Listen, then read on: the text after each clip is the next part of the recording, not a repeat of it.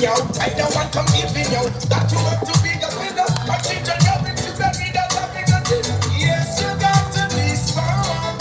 And we are the best.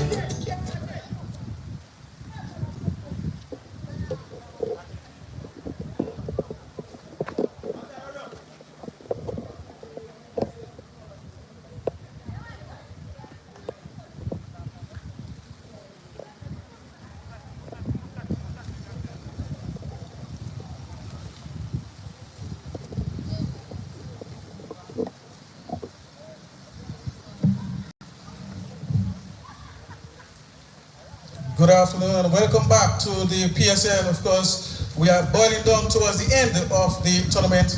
We are now, of course, have arrived at the Big Four.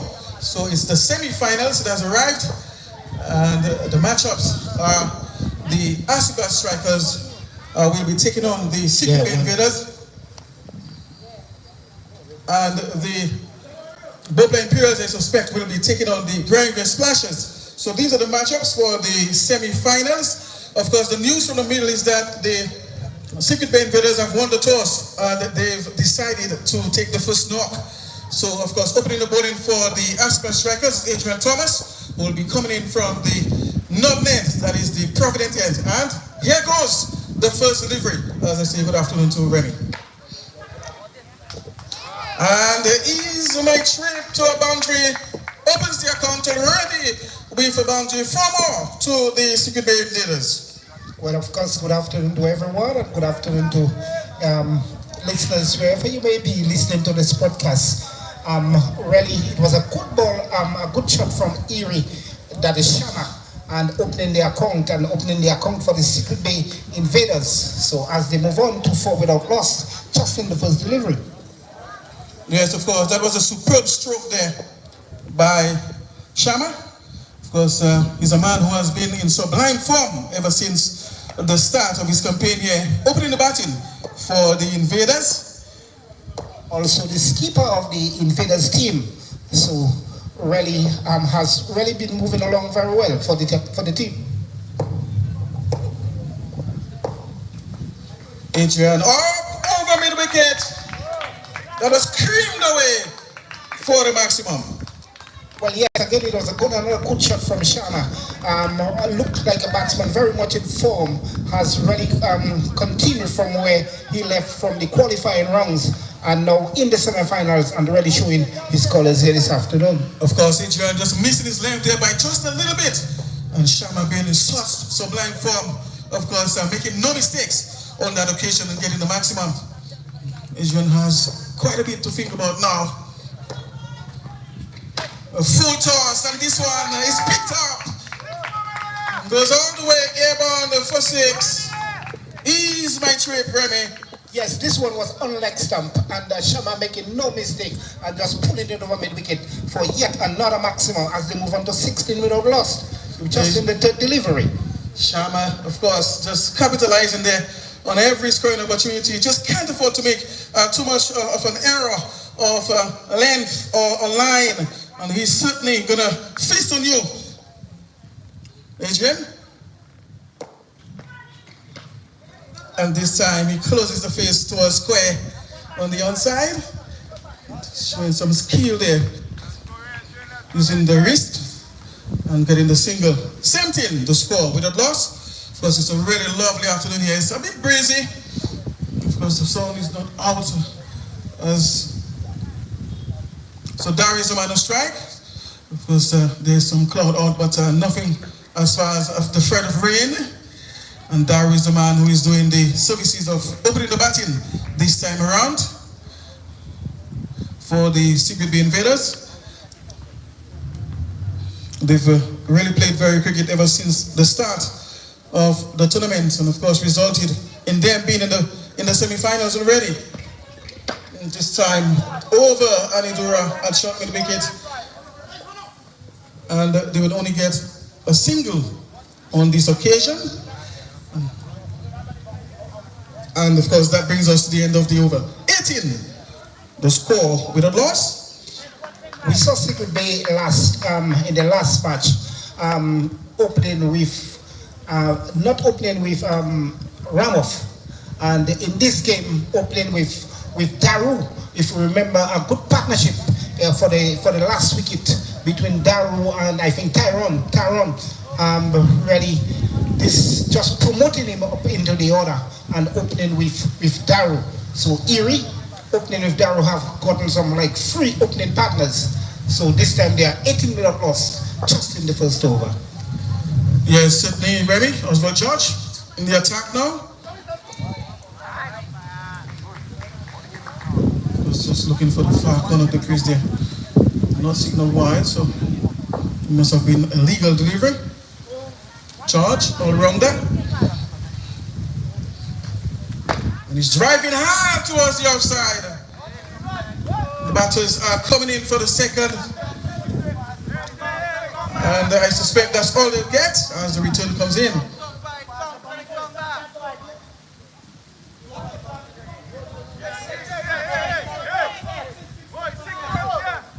Because the umpires are just consulting the players, complaining that they believe it went for 6.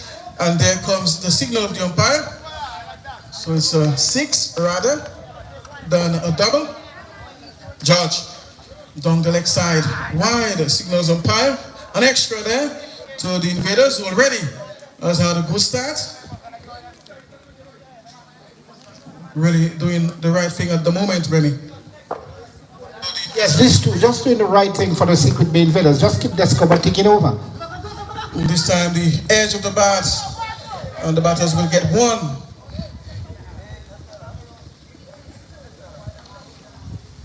Shama, the man in superb form, is the man on strike right now. I believe he's the leading run scorer for the Secret Bay Invaders. Don't have that figure. Oswald, shot of left, and it's pulled into us mid-wicket.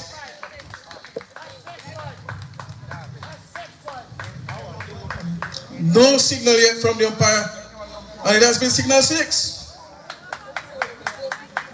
That was carted away, Remy. Yes, Erie is no nonsense batter. That's Sharma, no nonsense batter. And once you give him enough whiff, he would just get it into the boundary. So you have to really bring that ball into him and not away from him. George, Yorker length, and Sharma is brought into defense there. Just keeping him quiet at least for a delivery. Yes, it was another good, this time it's a better delivery onto the pad, and there was Sharma, just couldn't do anything about it, and just pushing it forward quietly in front of him, between bat and pad. George again from the sub net, and he's driving hard and long, over the fence it goes. Ease my trip to 6.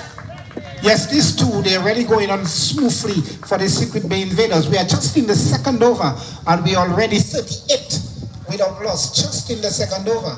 So they're really going at almost, they're going like 17, 18 runs and over.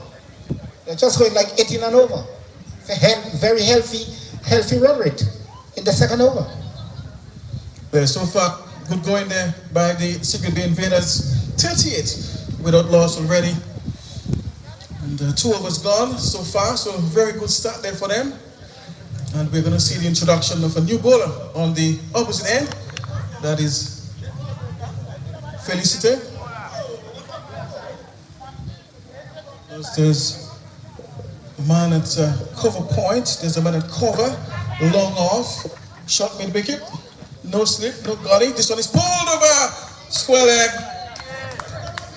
And it's signal 4. So there's nobody in that area. It's a vacant area. Because the man at mid-wicket stood no chance in cutting this one off. I'm having to move from mid-wicket to just backward square leg, deep backward square leg, and wasn't able to cut it off. Yes, this one was short. And there was Daru making no mistake about it and just pulling it over mid-wicket for yet another maximum. Yes, so it's a maximum actually. Felicity, tall fella.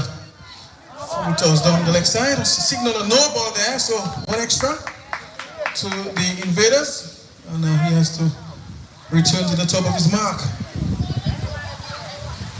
42 the score without loss. Good delivery outside the off stump there, beating all ends out. So Shaman is trying to find the right line and length to restrict, of course, the invaders. Really had a good start already. And they will need to produce these deliveries going forward if they are to slow down the invaders. And this one is creamed over Lord. Ease my trip to 6. Another good shot by Duro by the Barra. This one was shot, and he just driving over long one for yet another maximum. So that's going to be an extra.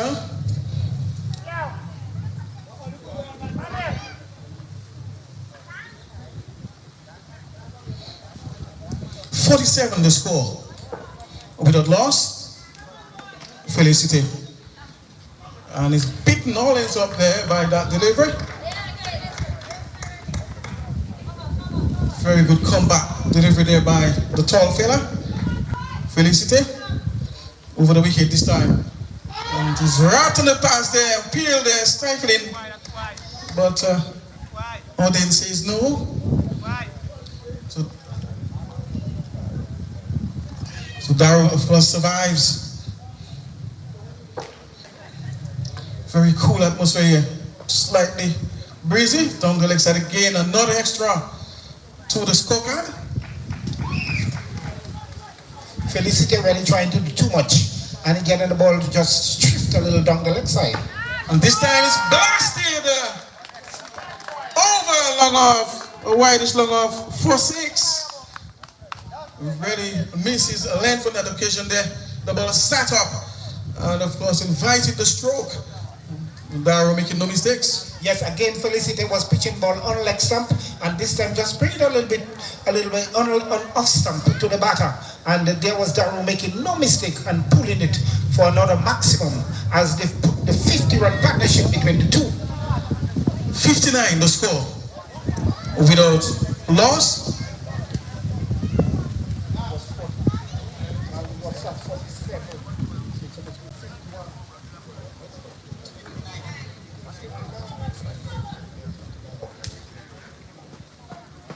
Of course, Shama is now in strike, but of course we are seeing the introduction of Annie Dura, a bowler who seemed to have a golden arm. Every time she's brought on, she picks up wickets.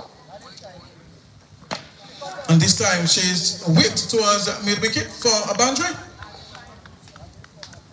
So already she has been greeted with a 4, really. Yes, again the flurry of runs continue as these two just taking on the mantle for the Secret Bay Invaders and ensuring that they have a good total. Annie Dura. Dura, the woman with the golden arm. Let's see what she has up her sleeve this time. Low full toss, and this one is driven over long off. Ease my way to 6. Yet again this one shot, and there was Sharma making no mistake over and getting into the boundary as they continue on the flurry of boundaries. Yes, of course, Annie has plenty to think about now. She really has to adjust her lines and lengths right now. Another full toss, and it's given a similar treatment, just time straight back over her head for the maximum. It doesn't get too much better than this.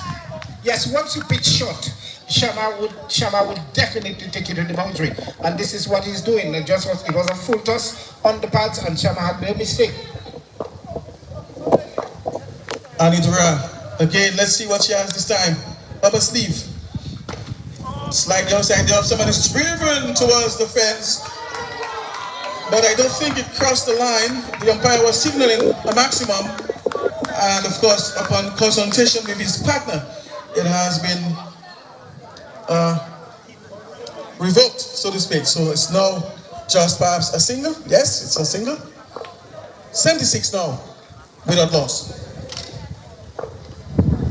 Dura about in her run there. Of course, she has a lot thinking about now. She has been really treated badly there by Shama. Let's see what she can produce this time. Low full toss, and he's driving straight back. And they will only get a single. Because Dura was really given the treatment in this over. Over the wicket she comes again. Low full toss, and he's driving again towards the offside, and they will only get a single. So that takes us to the end of the over, and it's now 78 without loss. So 78 without lost represent a very good total for the Secret Bay Invaders, just after 4 overs. So they are really going on well, and as we can see, the Aslat Strikers would be missing the services of Fix Frederick, and that would be a very good blow for them. Oh, yeah, certainly they will miss, of course, the services of Fitzfrederick. He's one of their main strike bowlers, and also very handy with the bat. So his absence there is certainly a hole, so to speak, in their team. So hopefully they can make up for that. But it's not always easy to replace key players. It's going to be Latai. Short of a length, and the batter wasn't able to make use of that. And interestingly, is the man in form.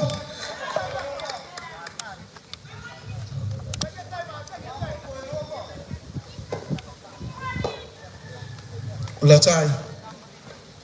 And again, just causing some trouble there for Shama, pulling some spins. Seems as if he's pulling some off breaks. Just looking to flight a little bit faster one this time. Should have a length, and this one is picked up towards mid wicket. And of course, beating the man down there for 4. So it's another boundary. Yes, these two, they are really going merrily around as they really put their minds on staging a very good total for the Secret Bay Invaders. First time in the competition, and having a boost at the semi-finals round. Yes, you just can't afford to miss your length there, because Shama will take advantage of that, and they will get another single there.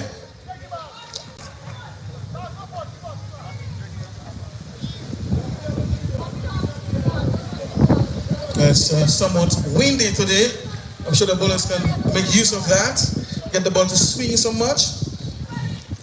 A shot of a length, and this one is blasted over the treetops. Some maximum there. Of course, easy pickings for the batter, just missing his length there. And of course, the batter riding that length into the fence, over the fence rather. Yes, after a few good deliveries, this time missing his length, and just there was Garo making no mistake and pulling it for another maximum.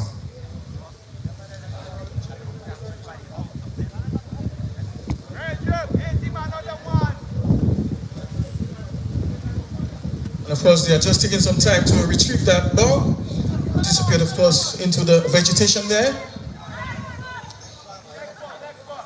And so I suspect another ball will have to be utilized in order to save time. Daru, of course, has really provided some very good support there to his partner Shama. Short of a length, and this time he's driving down the ground. Adrian is the man, they're doing the fielding, and they can't get the boundary. So it's the end of the over, and it's now 90 without loss. Just in the mid of the innings, just 5 overs gone, and they're already 90 without loss in 5 overs. So most likely, after the next 5 overs, we would expect the Secret Bay Invaders beginning to accelerate even a bit more, and most likely have a total in mind. Yes, they are certainly trending towards the 150 mark. I think they have gotten to that already, or near that total. I think in their first match or second match.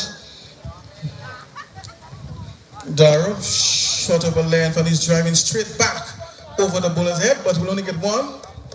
And certainly, had it not been for that hill, it would have gone down the ground. But Shama is the man brought on strike. And he full toss up in the air towards the onside, but no man is getting to it. Of course, Remy had an opportunity, but he wasn't certain as to where the ball was descending to. And you know, when you're in that area, you really have to be careful that you don't collide with an object there. And of course, with the wind, the strong wind we're having, this ball probably was drifting a little bit. Yeah, certainly. It did drift somewhat, but he hit against the breeze. But I think he was more concerned as to where he was going in relation to where the ball was too. So you have to be careful there. And that's another maximum. So they are dealing in 60s now. Dura. That's Dura's nightmare. Let's see how she's going to feel out in this over. And it's ball there! Finally she gets him on. Remy, the man, of course, who was like a nightmare to Ali Dura, she finally gets him.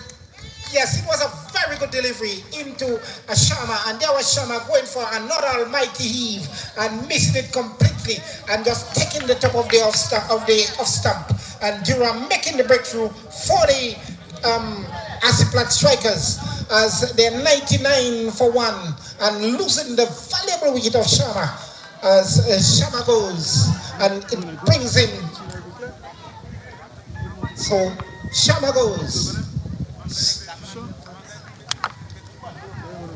So still in the 6th over. Oh, okay, right. 99 for 1. Okay, right. Yeah. It brings in Ramos. Right. And Ramos will be facing left-hander, facing Dura. 99 for 1 in over number 6. Dura to and appeal, give it out, left before. Yet another wicket.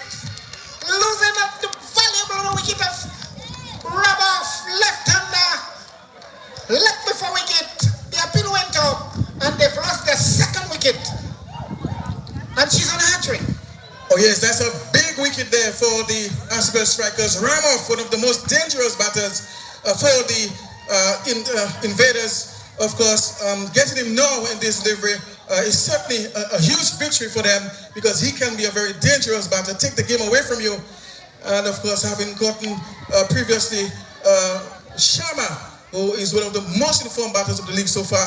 So of course, she's on a hat-trick, picking up 2 vital wickets, 2 big wickets.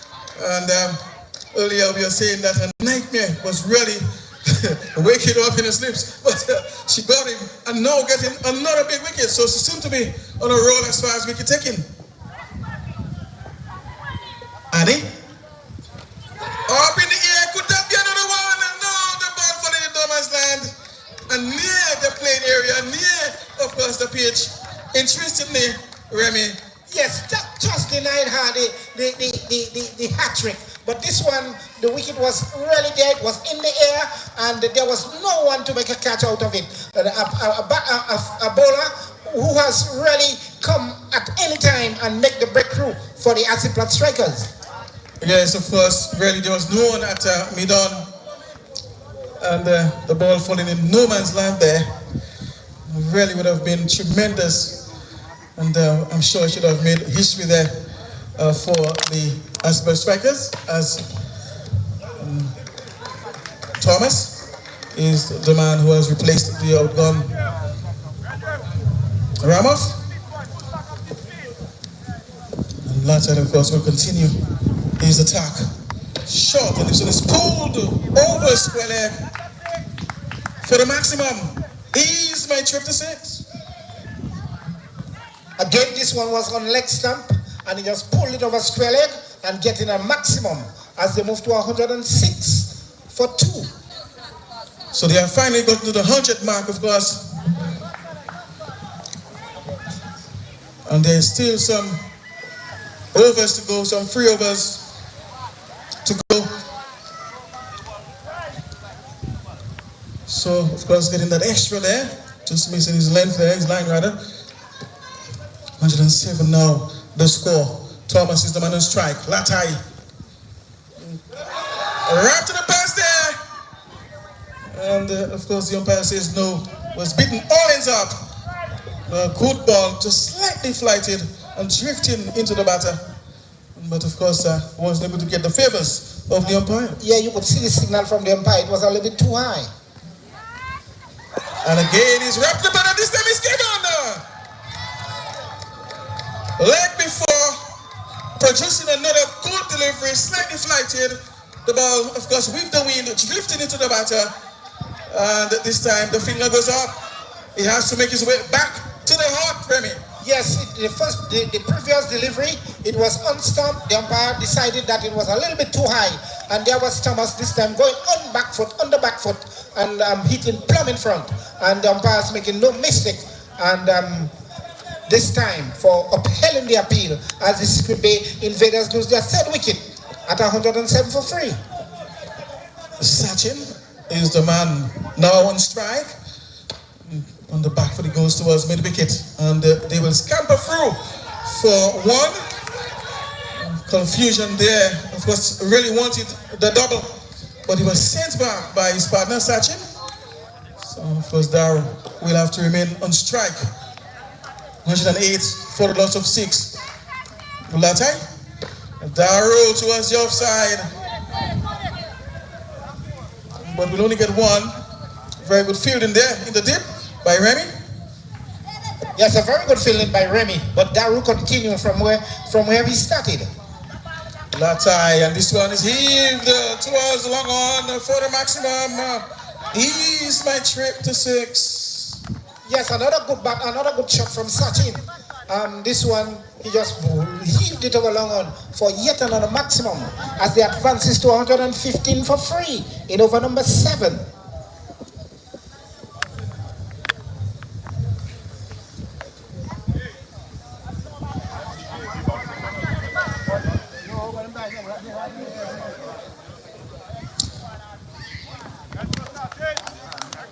Very cool day for cricket here this afternoon at the PSL.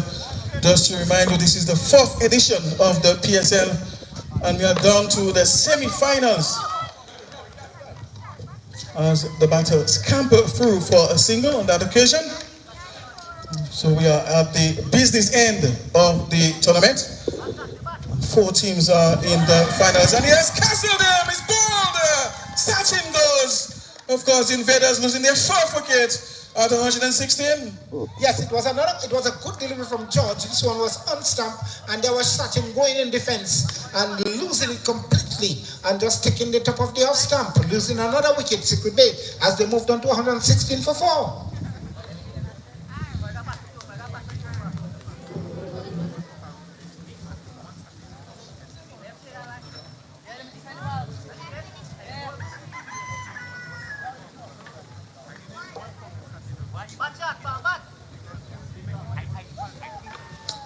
George was just looking to make some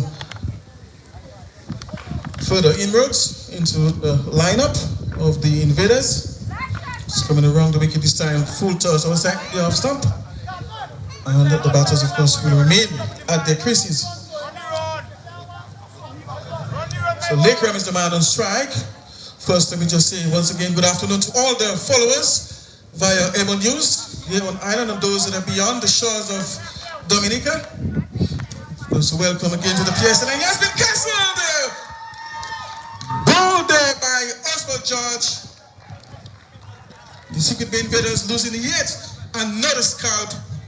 5 down now for 116. Secret Bay Invaders losing wickets in clusters after a very good start of 99, and they've lost some 5 quick wickets. 6 wickets, 5 wickets quickly, and they are now reeling at 116 for 5. At one stage they were 99 without lost.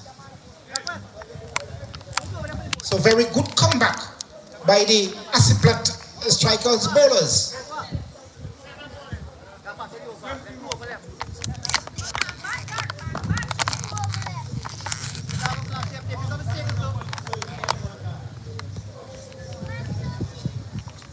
So Chirian is the man on strike now, so the replacement. He's going to be facing George, Yorker length delivery. And of course, digs this one out for a single.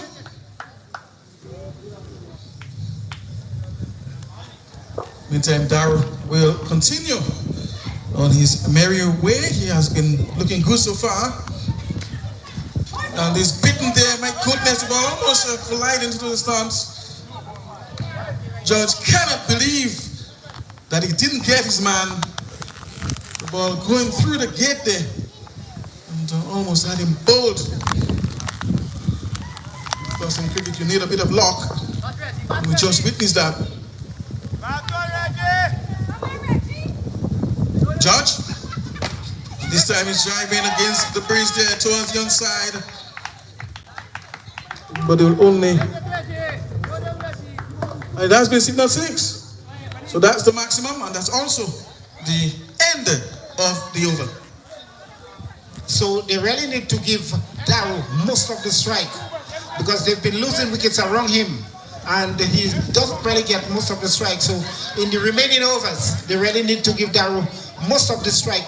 Some 12 deliveries left and he would really need to get most of those deliveries if they are to put a respectable total.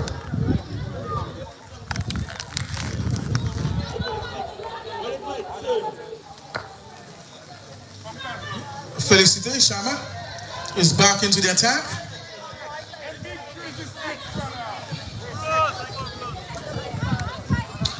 Of course, I suspect that the umpire has to also use his discretion on whether a ball goes for 6 or not. He has to look at the speed at which the ball is traveling, the height. So he has to factor in all of these things. All right, so allow the umpire to make his judgments, his assessment. Because not every ball that goes up into the tree will continue going over the fence based on the way it comes off the bat. Some the deliveries will just reach and fall right back into the boundary, inside the boundary. Others will continue. And you can tell, of course, like for example this one, it went all the way, like a rocket, arrow this way over the fence. Yes, and it was a catchable height, and there was Thomas. But just look how it went into the fence. It did not go high up into the air. It traveled low all the way over the fence. And there goes another big shot there. It's another maximum. So consecutive 6s there for Darrow. We really should have a big score now. Remy will have to find out on what figure is right now, what his score is. That's Darrow. Has been there for quite some time and really has been flowing and scoring some boundaries. And that's what I was saying. They really need to give him most of the strike because he looked like the batter in form.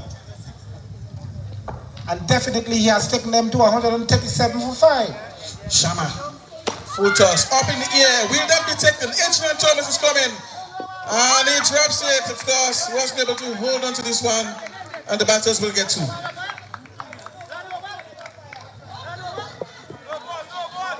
$137 now, 39 rather for 5.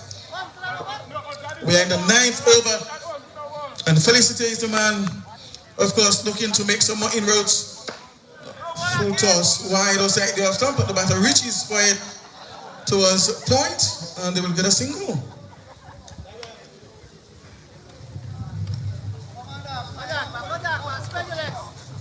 $140 now the score for the loss of 5. The Invaders short and try on miscues on that pull shot and will only get a single. So yet another single and they've advanced to 141 for 5. We are in the final over of the innings and really it represents a good total, although they've lost a few wickets in the process. Yes, like I said earlier, they were trending even before they had crossed the 100 mark towards the 150. And 150 is a score that they had already reached. I think in their first match, they made it 150, they're about 50 plus. So they are quite capable of getting to such scores. Now they are 141 for the loss of 5. Of course, and according to how many more they can get in this over, they will certainly cross the 150 mark. So Trayan really needs to give Darrow the strike. And because Darrow looks like the batter in form. Adrian Thomas, this time from the opposite end. And he's gone there! Playing across the line there. You miss, I hit. And of course, Trayan has to go. The Secret Bay Invaders losing their 6th wicket. And Adrian Thomas, of course, gets his man. Yes, that ball was well on stump. There was a tray on going for the almighty drive. Didn't make contact, and the ball just getting into the furnitures. And they losing yet another wicket as they are 141 for 6. We're in the last or the final over of the innings. Curvan. I think one of the fast bowlers of the Secret Bay Invaders is the man on strike now. Can Adrian Thomas take another one here? Shot over left, and he's pulling towards Remy, who does well. Very good fielding there by the veteran Remy. Yes, it was a good shot from Curvan, but it was a fine stop from Remy, really preventing the single. Adrian Thomas, pretty handy with the ball. Low full toss, and the catch again is out caught. Out caught, what a catch! Magnificent take there behind the stump. One of the most difficult catches to take, of course. Casimir Benjamin, the national player. Hang on to this one. Again, Secret Bay Invaders losing wickets in clusters. There was Curvan going again for the drive. The ball taking the thin outside edge and going to Casimir Benjamin behind the stumps and taking what I would call a very difficult catch, and yet making another breakthrough as the Secret Bay Invaders continues on losing wickets. They are 141 for 7. Can Adrian Thomas take another one here? Let's see what he has up his sleeve. And this time, of course, the batter respects. Oh no, run out! Pushing this one defensively down the track towards the opposite end. And Sharma, of course, attempting to take the single there.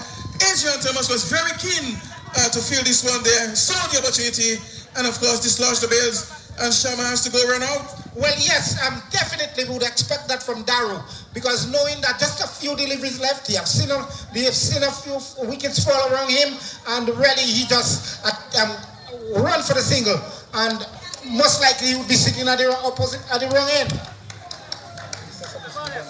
Hey, Daru, hey, yeah, so of course, based on that situation there, Sharma is out. So Daru has to be on strike. Of course, Remy, he was looking perhaps to hand the strike over. Well, yes, definitely. Sharma, there was Daru just charging down on Sharma, and Sharma had the late opportunity, just running. Driving this one there off the hands of Adrian, and he could not, of course, clean up things there. The ball diverting towards the left. And had she been able to just take this one there, that certainly would have been a good combinative catching effort there between the two players, that is Adrian Thomas and Andy Dura. Well, just the final delivery, and there was a single, but Daru decided against it, wanting to take the final ball. Yes, of course, he's the man in form there, has done most of the damage with the bat so far for the Secret Bay Invaders. Adrian Thomas, shot over left, looking for the drive, toe edge of the bat, inside edge rather, and the batters will cross or scamper through for a single. So that's the last run they'll get in the innings. So that's the end of the innings. 141, they were able, 42 rather, they were able to compile for the loss of 8 in their allotted 10 overs. 143 rather, so there's an error on the board. So it has been corrected. 143, that's coming from the scorers, from the scorebooks. So 143, that's the final score, of course, made there by the Secret Bay Invaders. And I think that's a very good score in the circumstances. Well, yes, when they started their innings, they were looking beyond 140, 143. But of course, they would be satisfied with 143. And they lost in the process. They lost some 8 wickets in the process. Really, 143 represents a very good total for the Secret Bay Invaders, but as I said earlier, they were probably staging somewhere between 150, 160, but they lost wickets in clusters, and we had some good partnership between Sharma and Daru, taking their first wicket to 99 before they lost their first wicket. But you just saw they get sliding along the way and from 8 wickets in the process, but registering 143, and that registered a very respectable total. to chase. Yes, Ishama, of course, top scorer of 60. So he had a very good knock there. That is Ishama. And of course, Dario scoring 53. So these two individuals really took the bull by the horn and raised their hands there for the Secret Bay Invaders. So a very good contribution there by both batters and really got their team to a very good total there. So now, of course, the Aslat Strikers are asked to, of course, get 144 when it's their turn at the crease. So we'll have to wait and see how this plays out. If they're able to get up there to that 144 mark for victory. So remember, this is the semi-finals. Whoever wins there, of course, will secure their spot in the finals. And of course, that's why this game is a very crucial one. And after that, we have the second semi-final match between the Granville Splashers, I believe, and the Beauplan Imperials. So we have two big games on the cards today. And soon, of course, we'll come back with the rest of the action of this first encounter of this first semi-final. In the meantime, we take a short break. We'll be right back. Stay tuned. Yes, Rasta. People to Africa.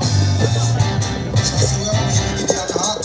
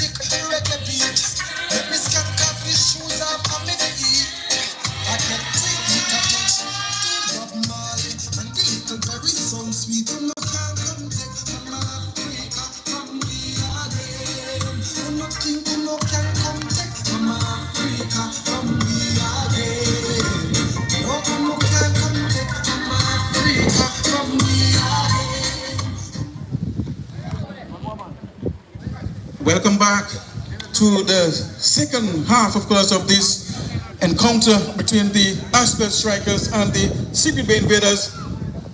Remember, the Secret Bay Invaders posted 143 on the board in their allotted turnovers. And now, of course, the Aslat Strikers will be in search of 144 if they are to win this one here this afternoon. Opening the batting, of course, for the Aslat Strikers are Casimir Benjamin, of course, and Oswald George Benjamin, having struck a century already in the tournament.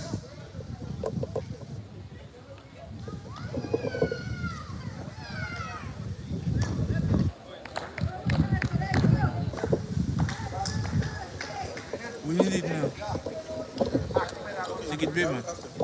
So, of course, opening the ball is going to be Curvan. So it's going to be Curvan rather. This is going to be Casimir Benjamin, as I say. Good afternoon once again to Remy. And this one is a cream on the back foot. Over cover point. What a stroke that was. Unbelievable shot, Remy. Well, yes, a very short delivery from Curvan, and Benjamin making no mistake about it and getting a maximum and opening their account, as they need to score 143 if they had to go through. Yes, Benjamin as well is another such player who is in superb form. Curvan, and again this one is creamed over cover this time.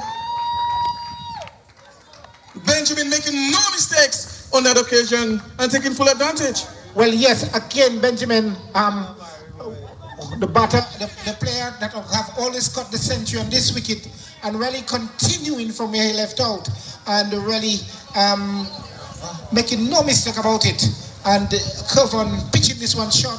Again, Benjamin taking full advantage and scoring yet on a maximum as they move on to 12 without loss. Benjamin, of course, a man in sublime form. We saw a scintillating century from him in an earlier match.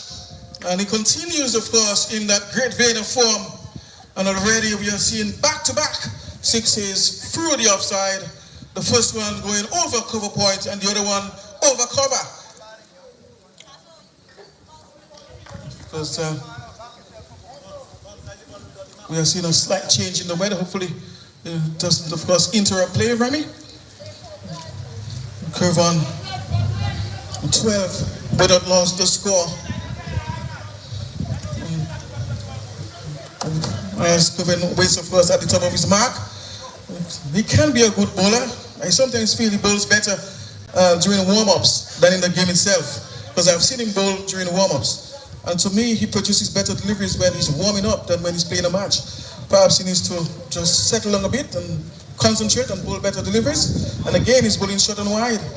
Very lucky on that occasion not to have been blasted away. So he really needs to get his length right, especially serving up to the likes of Casimir Benjamin, experienced national player.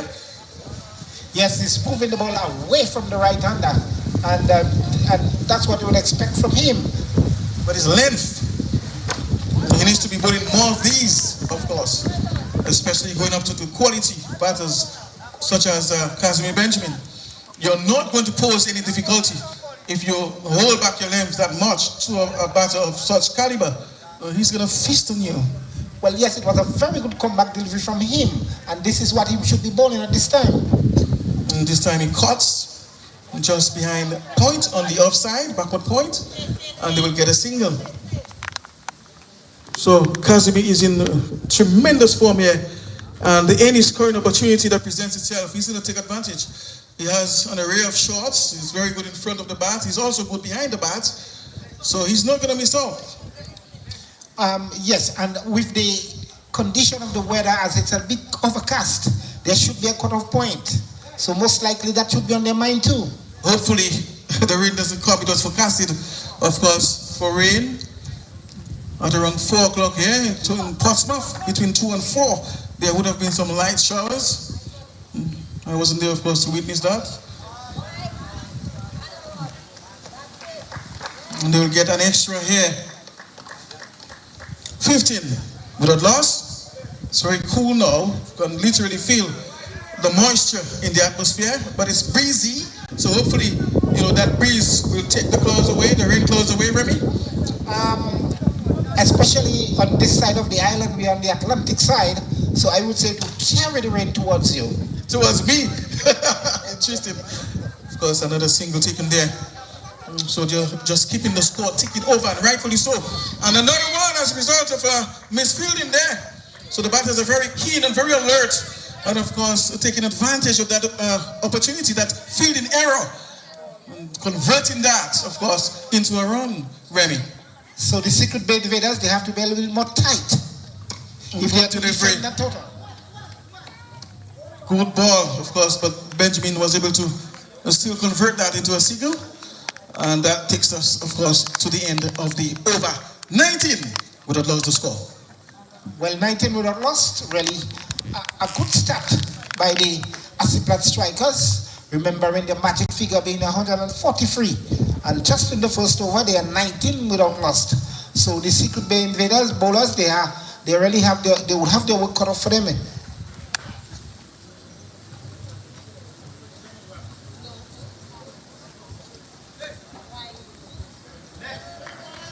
So Remy, we were just informed that whoever wins there will go to the finals, but the loser will still play another game to qualify. Yes, they were saying about the eliminator. So the team winning here would go into the final. But I just saw a signal coming from the CEO, that is Alexis, saying no, that's not the case.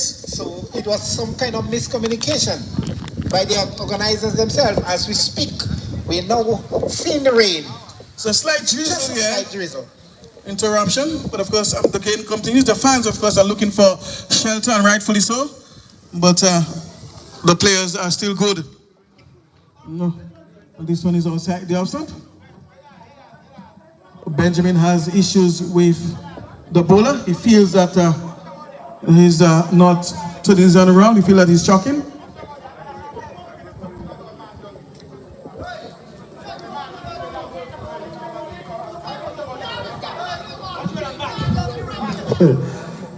Shama, Oronda, and Casimir drives hard and long.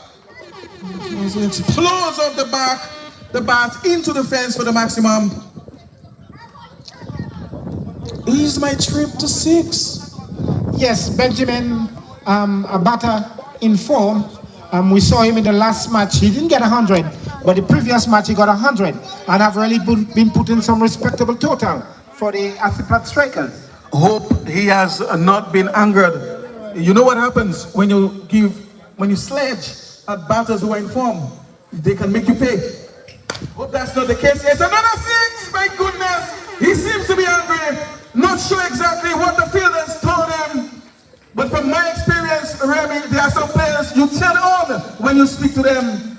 Reminds me of course, the former West Indian batter, Marlon Samuels. You are such a batter. You don't talk to him when he's batting.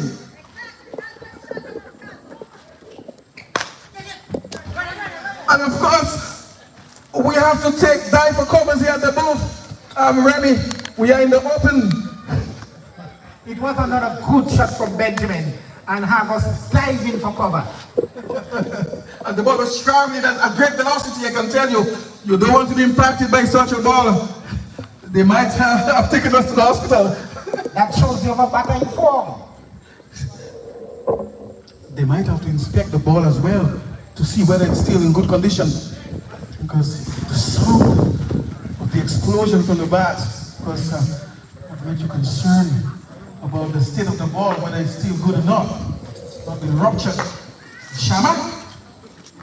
And those ball put this one around the corner towards backward spinning, and they will scurry through for a single. But he has to be careful. Almost got run up there. He was strolling back into his crease, and of course the return came in on his hand, Remy.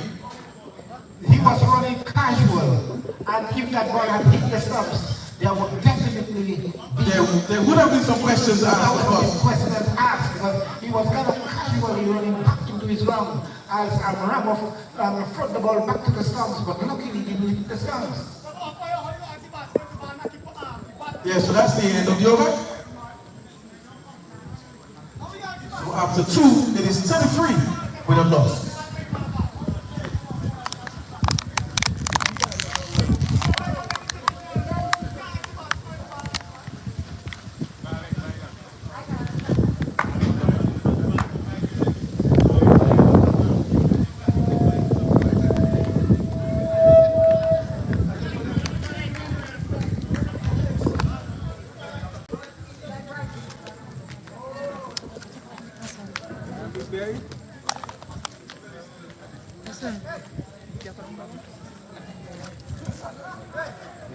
All right, so we are back with the action here between the two Aslat Strikers and the Secret Bay Invaders. For two very good teams. They've been playing wonderful cricket so far in the tournament. The City Bay Invaders posted 143 on the board. And now the Aslat Strikers are in pursuit of this quota. Oswald George is in action this time over the wicket. That was clear with the number of signal there by umpire Alfred O'Dane, and also signaling the maximum. It was a full toss, and of course George, who is no slouch at the bat, took the full advantage of this one there, and really deposited this one well beyond the fence over mid-wicket. Because the 60 invaders have to be careful there. These two batters are very capable. George himself is a known player, as in the hardball version. The full toss down towards mid-on, but there's no man there immediately. Of course, the long one has to move to his left to get to it. 40. But have lost the score. Crew run will continue looking to make that breakthrough there. On the leg side, as it's going to be, I suspect another extra, as the umpire does a little bit of exercise. Exercise is good.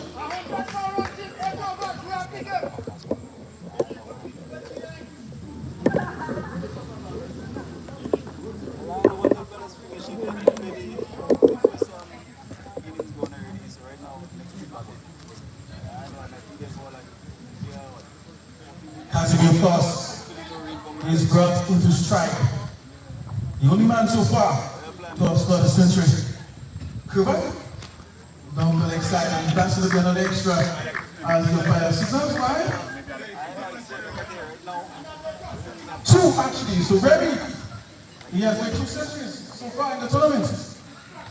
Which was rectified there. So Casimir Benjamin, of course, has scored 200s in the tournament so far. Covan. This one didn't go far, miscued shot there, but there was no man in that area to take the catch ready. Well, yes, he's also moving on a little bit of luck. This one when going for the try, the ball taking the either edge of the bat and just ballooning the air a little bit, but luckily there was no one there. And he survived as they move on to 45. 45. Without loss. Yes, good start so far by the Aslat Strikers. Remember, they are the reigning champions. No, it's both Nigerians, but they were once champions of this league. Cover. Low full toss down the leg side. Didn't make contact with the ball, and it's going to be signal a leg by. Well, yes, a leg by, but remembering earlier, the Aslat Strike and the City Invaders had a very good start too. They lost their first wicket on 99.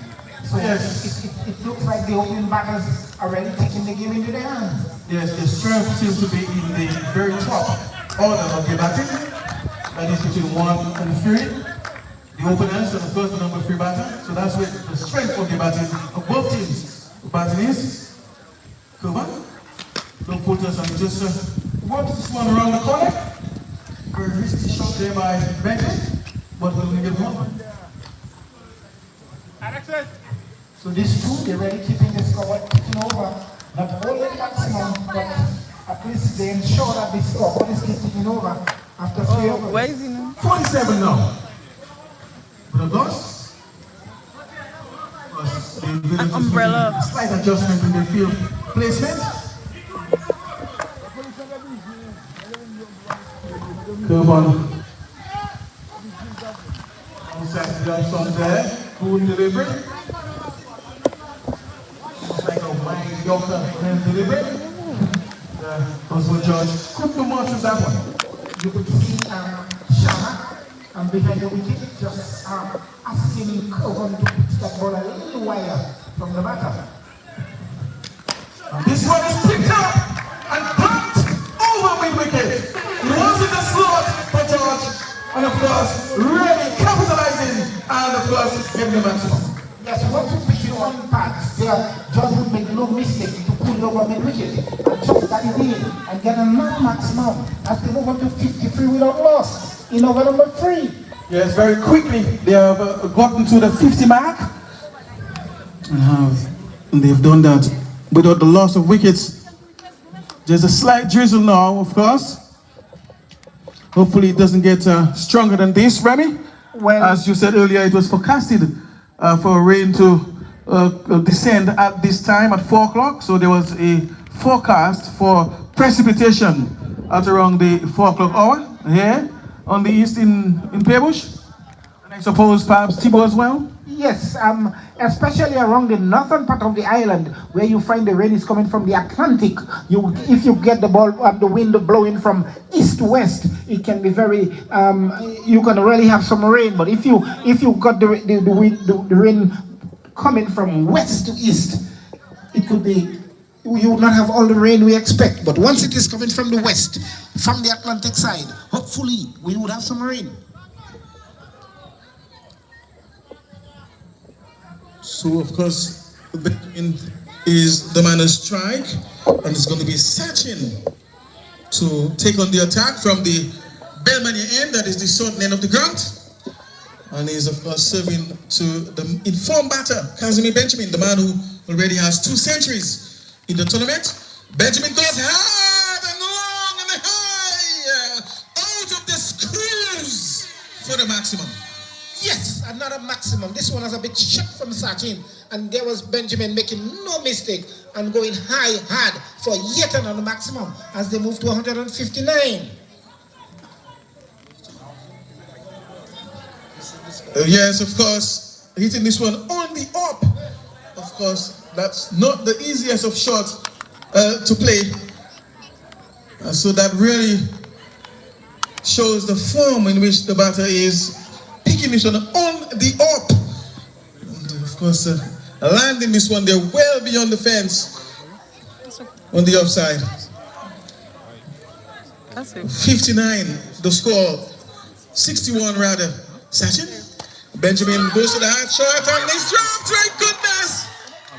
The cash not taking the pressure on the City Bay Invaders. Well, yes, really pressure on the City Bay Invaders. There was Sachin making the breakthrough, but the skipper, the wicket keeper, that is Sharma, not really coming up with the catch and giving Benjamin a chance. You don't want to be dropping the likes of Benjamin at this stage of a match. I can tell you, when you drop these players, they make you pay. Just reminds me, Remy, of a World Cup that the West Indies played against India, and Sachin Tendulkar was dropped early in his innings. And another maximum this time, over backward square leg. Is my trip to 6. Yes, it was again on leg stump, and there was Benjamin making no mistake and pulling the double mud wicket for yet another maximum. Right, and so as I was saying earlier, Remy, Sachin Tendulkar was dropped earlier in his innings against the West Indies some years back in a World Cup, and he was the man who won the game for India. So once you drop a good player, you will pay. And you cannot afford to drop a batter like Casimir Benjamin. When these opportunities come, you have to take them, because the likes of Benjamin, they will make you pay. You have to take these chances when they come, because they will not give you many chances such as these. Remember, they are very good at their craft, and they will not make many mistakes when they bat. What a shot, my goodness, that was carted away. Ease my way to 6. Very good shot again by Benjamin. No nonsense player, and definitely having the Secret Bay Invader bowlers under tremendous pressure at this time. They really need to make a breakthrough. Yes, certainly. Don't think Sachin knows where to pitch the ball now, because he's going after everything. It's total carnage right now. Benjamin, and they quickly raised to 73 now without loss.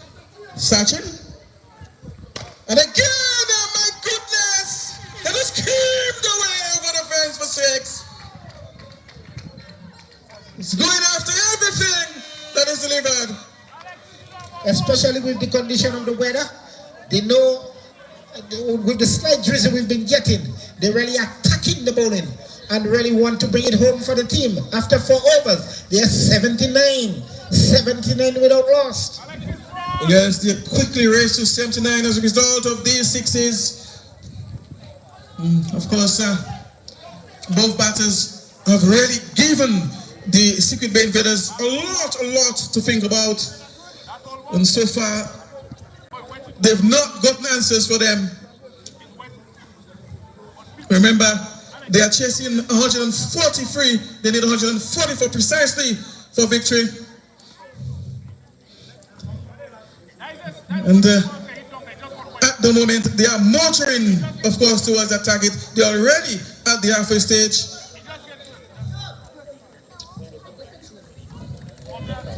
And now we are beginning the 5th over, so we are not yet even at the halfway stage. And they've already gone just past the halfway mark of the total which they are pursuing. Yes, some good partnership between these two. And they hope to continue from there. So that's going to be an extra. Wide, signals umpire. Of course, Ramoff is doing some slow bowling there on the northern end, that is the Providence end of the ground. And he's delivering to Oswald George, the all-rounder. And George is slightly beaten in flight there, looking for the big heave, but the ball descending very quickly on him and just getting the edge there of the bat. So just looking to deceive, of course, the batter in flight. And of course, Ramoff, I suspect, is a decent enough spinner, so George has to be careful. And faster one, but he picks it up towards the onside. And the batters will come back for 2. I suspect they might just get free, and they will get it. They actually run it 4. So they've run 4.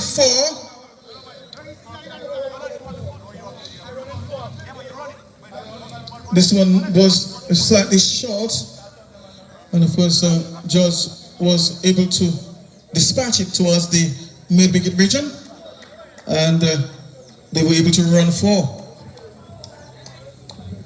George again to receive strike, of course just making a slight adjustment in the field setting there. The man is placed at long on, straighter. George, and he's going straight to the man there. He's still killed. My goodness, the plan has worked. We just saw, of course, Ramoff making an adjustment, removing wideish long on to a straightish long on. And of course, this time the ball going down straight down the throat of the man, of course, that he had posted that long on. Remy, what a strategy, and it worked. Well, yes, it was a very good strategy from the skipper Shama, taking the fielder from long on to a little square long on, and this straight and long on, and the fielder coming with a very good catch, and right away the Secret Bay Invaders making the first breakthrough as the Aslat losing their first wicket on 48 for 1 in over number 5. There's no greater joy to see that your plans come through.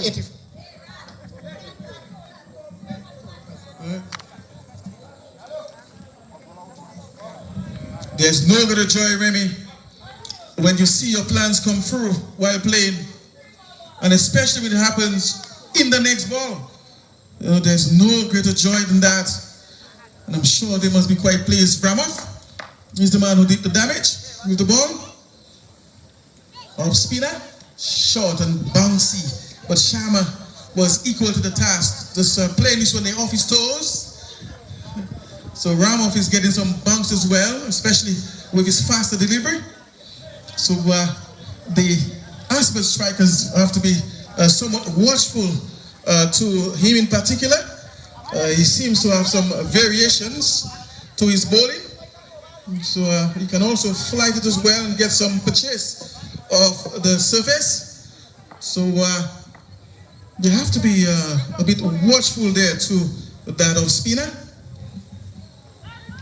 And faster one there, beautiful like before, not given there. Ramoff, of course, was hoping that he would get his man there, just beating Benjamin there. for, I think, a bit of pace there, a quicker one that perhaps just drifted into him. Wasn't able to negotiate there on that occasion, but it seems as if, according to the judgment of the umpire, would not have gone on to hit the wicket. Well, it was a very good delivery from Ramoff. It was unstumped, but probably moving a little further away. And then the umpire just, in his opinion, that it would not have hit the stumps. So very good over from Ramoff. Ramoff? Oh my goodness, what a good delivery. Somebody might be sure to make goodness Ramoff was complaining, but he really should have been paying attention there. That simply would have been a run out for the second bay invaders. Was looking for the leg before, but it was a Yorker left delivery. The ball descended very quickly. Benjamin brought the bat down on it, dug it out. Of course, there was significant bat contact on that last delivery, so not sure exactly what he was appealing for. Perhaps he felt the ball, struck his foot, was his toe foot before hitting the bat. That's the only case, the only scenario I can think about. But there was certainly an opportunity for run out there on, of course, the non-strikers and Remy. Well, yes, there was the opportunity for a run out. There was between Benjamin and Shama, and there was the bowler appealing to the umpire, and the throw from Shama to him, and just couldn't grab it and giving a chance to Benjamin. Yet another chance. It's going to rain. Let's go. Yes, there seems to be a banter going on between Kazumi Benjini and Ramoff. Two very good players. Of course, Ramoff competent with both bat and ball, this time challenging Benjamin, the Centurion, so far in the league, with the ball earlier. So they are just perhaps conversing about what just transpired. But I'm sure the contest will continue between the two. It's going to be Shama, of course, who really displayed some good batting ability ever since the start of the tournament, and in just the innings today in the knock of 143. Shama, of course, leading the way with 60 and is now charged with the responsibility of the ball. This time, Yorker left the video. Benjamin got a piece of bat onto this one, down towards fine leg, and the batters will get a single. Shama Felicity, more known for his bowling, but can be quite handy with the bat. We've seen that in previous editions of the tournament, and right now he's called upon, of course, to raise his hand with the bat for the Aslat Strikers. That's a volleyball record to rain. So he's not just a basketballer, he can also play some cricket. Up and high! 6 runs! And it has been signal 6. So the umpire is satisfied that that ball would have gone on, of course, based on its velocity, its trajectory, of course, to have cleared the fence. So another 6 there for the Aslat Strikers. Shama. Another one. And he's beaten there, my goodness, the ball almost getting him bowled. Very lucky to still be at the crease, but nonetheless we'll get that extra, which I suspect was a bye. Was the signal? Yes, a bye. And this brings, of course, the dangerous and informed batter and Centurion on strike. 94, the score for the loss of 1. Shama. What a good ball that was. Yorker length delivery. Doesn't matter what level of cricket you play, Remy, that is always going to be a good ball, the Yorker length. Well, once it's a Yorker length delivery on stump, the batter has a lot of difficulty in getting it away, and that was a very good delivery from Shama. Shama, full toss, and this one is blasted over backwards square leg, and it's a no ball as well, so they're going to get some extras on this one. Full toss, and of course that's going to be very easy pickings for the likes of Kazumi Benjamin. Well, of course, Benjamin would make no mistake about this one and getting the maximum as they move to 101 for 1 in over number 6. So they have crossed the 100 mark. So, of course, we carry now another 43 runs for victory. 101 for 1 the score. And of course, the Aslat Strikers are already motoring on here. Once this fella is at the crease, It's always going to be possible. Attempt for taking the catch there by Daryl. Had a stroke there towards the mid-off, but he wasn't able to get onto it. Remy. Yes, it was a very good attempt from Daryl, but just couldn't come up with the catch. It was firmly hit by Benjamin. Yes, it was firmly struck. You're right. Shama. Benjamin going for the slug sweep. Appeal for leg before, but of course O'Brien says no. And that brings us to the end of the over. After 6, it is 101 for the loss of 1. So another 4 overs left in the innings, and they need another 43 runs, 43 more runs. So if you calculate that, just about 10 runs and over. More or less? Yeah. Very easy picking. So the Secret Bay invaders really need to take wickets. If they are to keep back the Aslat Strikers. Remy, if the rain was to defend right now, who do you think via the Duff Lewis method would win the match? This is a tough question. I'm putting you on the spot. It's a very tough question to answer. You would have to go after 6. Where was Secret Bay at the time? Yes, you'd have to look at the past score. Where was Secret Bay at the time? At the time, and how many wickets they had lost during that time. Sydney. Shama is the man on strike, of course, who can also hit the long ball and can really be a good role player as well. Reads the situation of match as well. Take your time, my brother. Ramoff, the off spinner, and Shama is playing defensively. So he plays very sensible cricket. When it's time to defend, he defends, and when it's time to have a go, he has a go. Well, you can see that playing defensively. There was Benjamin really wanting the strike, really want to get it done with. And not only that, Remy, but he's also batting with Casimir Benjamin.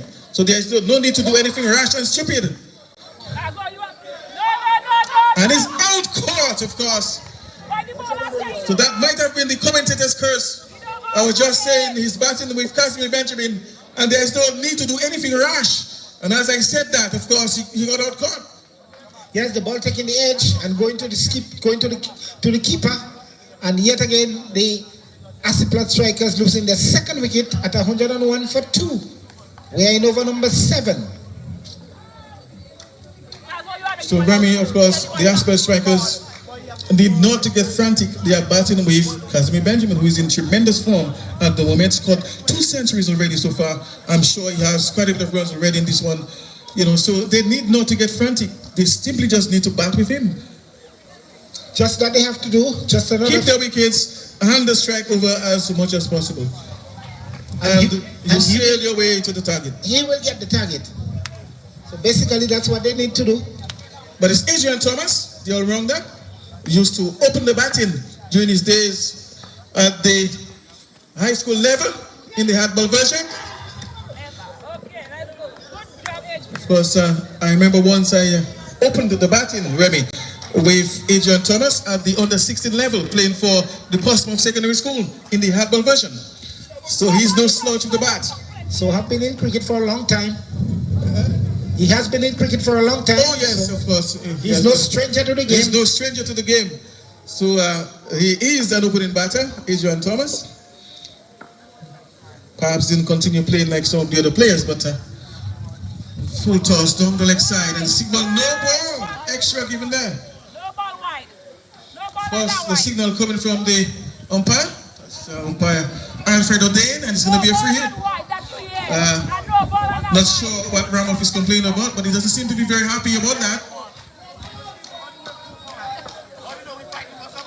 Meantime, Casimir Benjamin quietly awaits his delivery. Remember, there's a banter going on between the two, that is between Ramoff and Casimir Benjamin.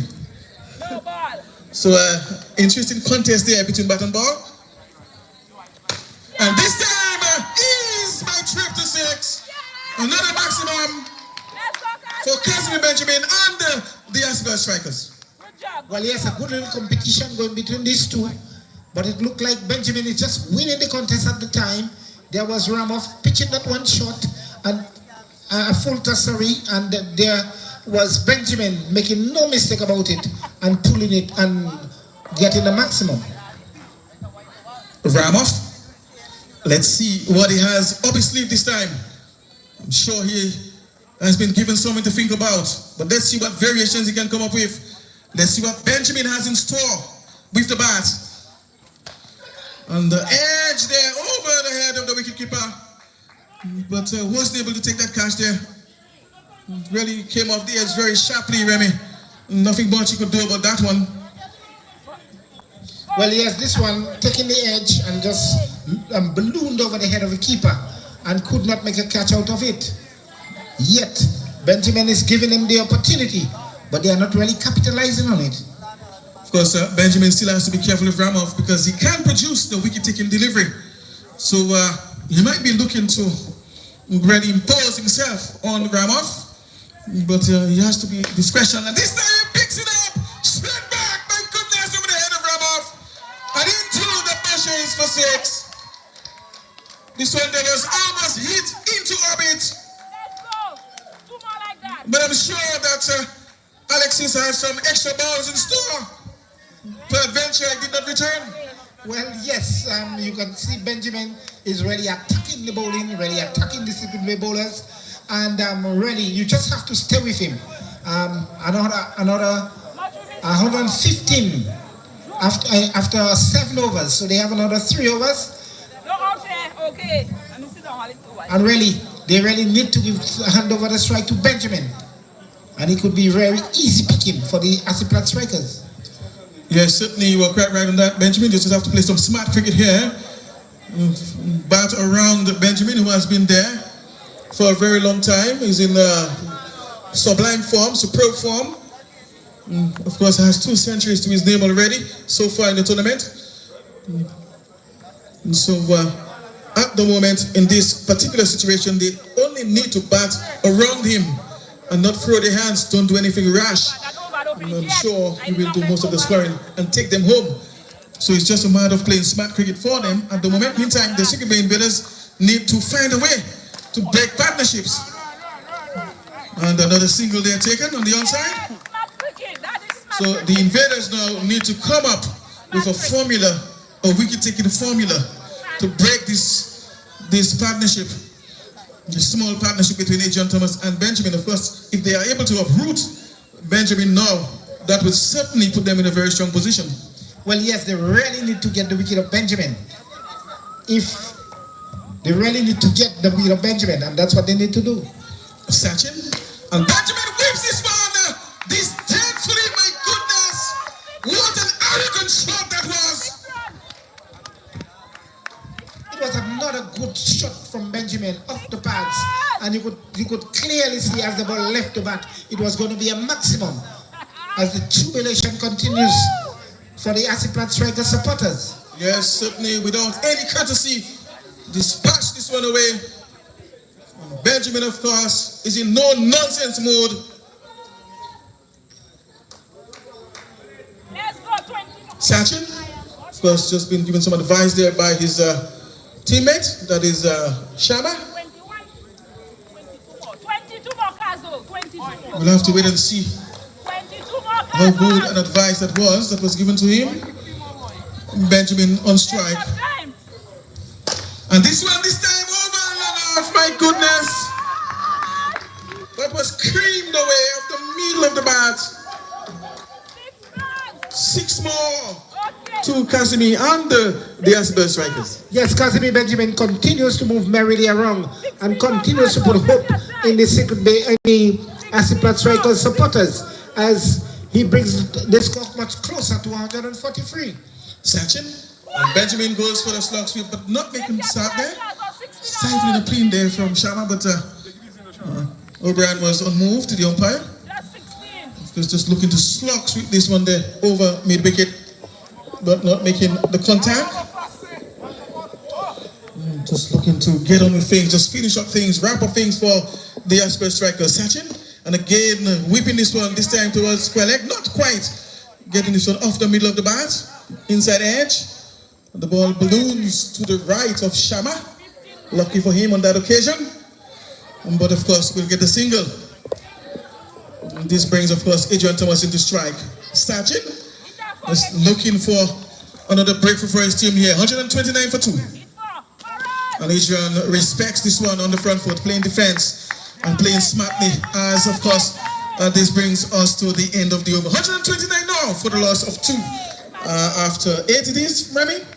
Yes, after 8 overs, 129 for 2. The Aslat Strikers are well placed. And another 2 overs to go to get some 16 more runs, 15 more runs. So they're really well placed. So 12 deliveries to get 15 runs. Yes, certainly, and that's a quite gettable formula. And so this is no Mount Everest to climb here.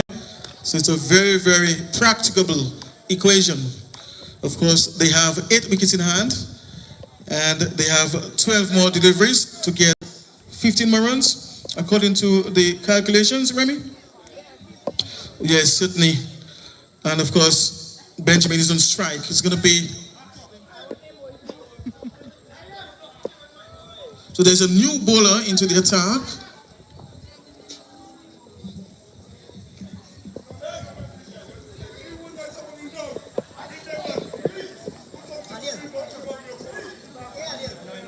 So Adil is the new bowler into the attack, and he's coming in from the Providence end. Of course, he's looking to make a crucial breakthrough here and try and just slow down things and put some doubt in the minds of the Aslat Strikers batters. Adil down the leg side, and it's going to be an extra. Of course, you don't want to be bowling wide now at this stage of the innings. You are under pressure. Just a few more runs to go, 14 more runs for victory. That's not the delivery you want to be serving up now. Full toss, and this one is dealt with complete disdain and class, of course. Benjamin continues on his run, scoring a merry way as he takes the Aslat Strikers to 136. Well, as Benjamin moves to 88 with that strike. Yes, certainly. So he's now on 88. Remember, he scored 2 centuries already in the tournament. He's now on 88. Short, and this one is batted. My goodness, another maximum. Is my speed to 6. 94 now. 6 more, of course, for that third century, Remy. And they only need 2 more runs for victory. Is he going to get the 100? They need 2 more runs for victory. So there is 8. Oh my goodness, so you won't be able to get that century. Benjamin is... If he is the man on strike, can he get the century? But if he gets 6, Adil. Another 6! Oh my goodness, Ronnie, you did it! You got a maximum! Benjamin! Ronnie, you don't believe that you would have got that! Scoring another 100! The trick is still on with a maximum!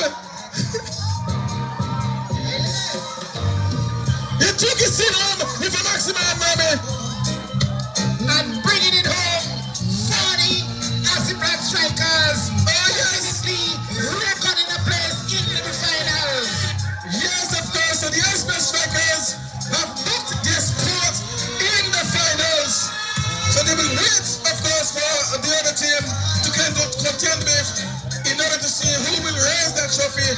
But of course, the loser here, of course, Alexis just informed me that earlier when we got information that the loser here had another opportunity, he said, no, that's not the case. The loser goes home. So, Aslat Strikers making their way into the finals by beating the Secret Bay Invaders, winning with only losing 2 wickets in the 9th over, and Casimir Benjamin once again pulling it over for the Aslat Strikers. What a final we expect to see. But this final, the second game between the Bopla Imperials and the Point Strikers, we expect a lot of more excitement as we go through.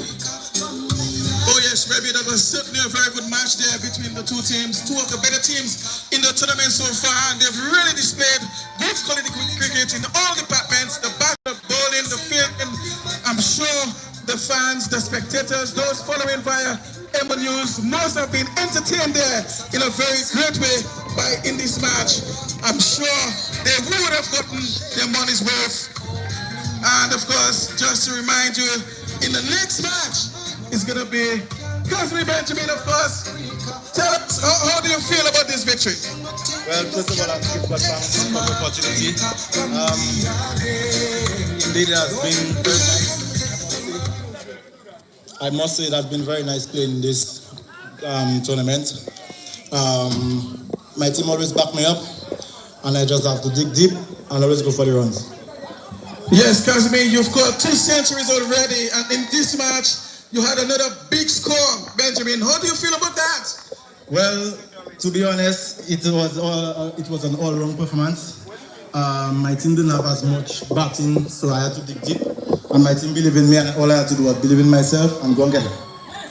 Benjamin, seeing that you've taken your team into the finals, how are you guys gonna take it from here? Well, it's a team effort. We're just going to do the team at a time. Interestingly, Benjamin, you're without Fitzpatrick, the captain, who is a very competent player, both in bat and ball. Just talk to us about that. Well, my captain always talked to me, and in his absence, he just said me, just do what I have to do and bring the game home.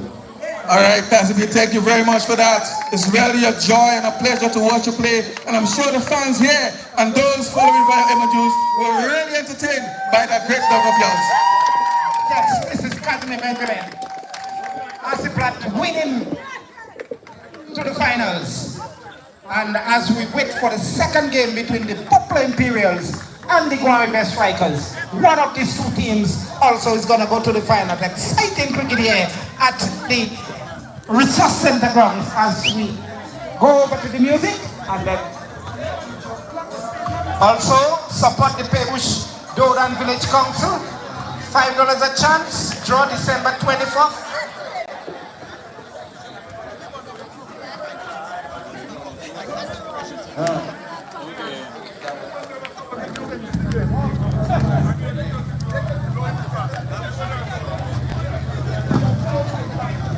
So yes, support the Paix Village Council by raffling a Samsung A03 code. Support the Paix Doran Village Council. That's $5 a chance.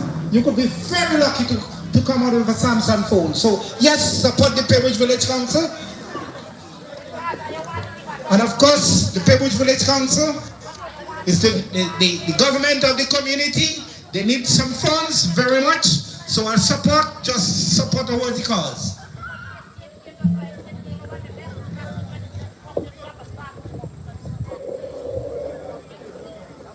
Don't forget the bar.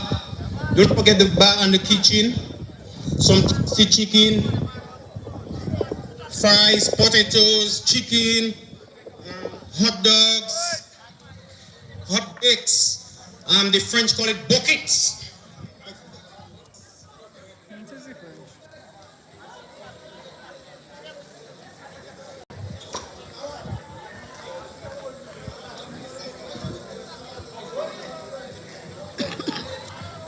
Don't forget to support the raffle next week. $5 a chance. Samsung 003. I think $5 per chance. You can leave here with a cell phone, top of the line cell phone next week.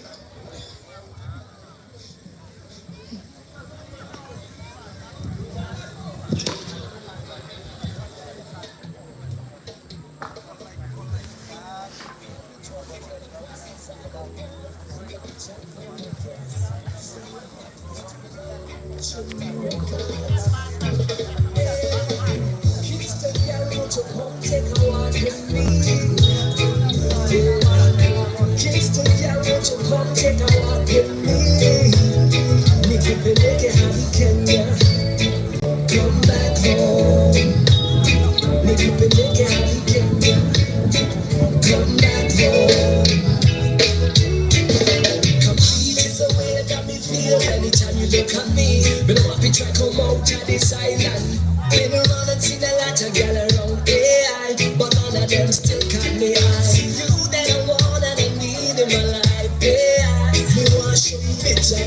culture. So let me take you to a country that me call me on.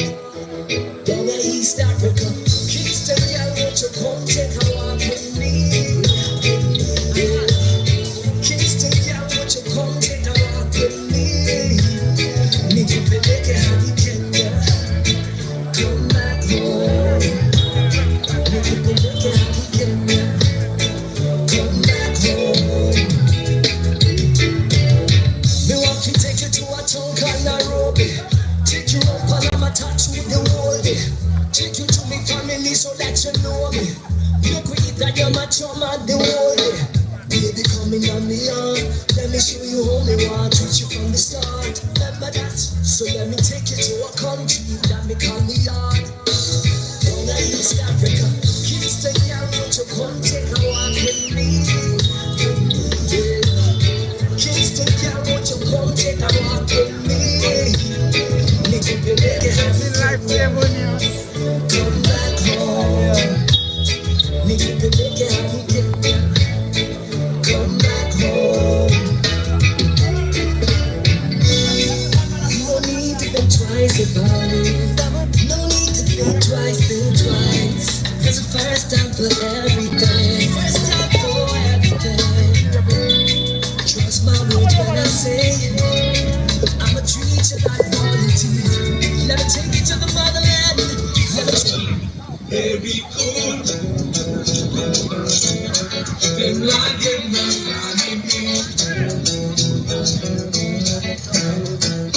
very cool. Then like it, things I passion. Don't listen, baby. They gon' get peace, nice and easy. So for them, things I passion. Don't listen, baby. Things I say.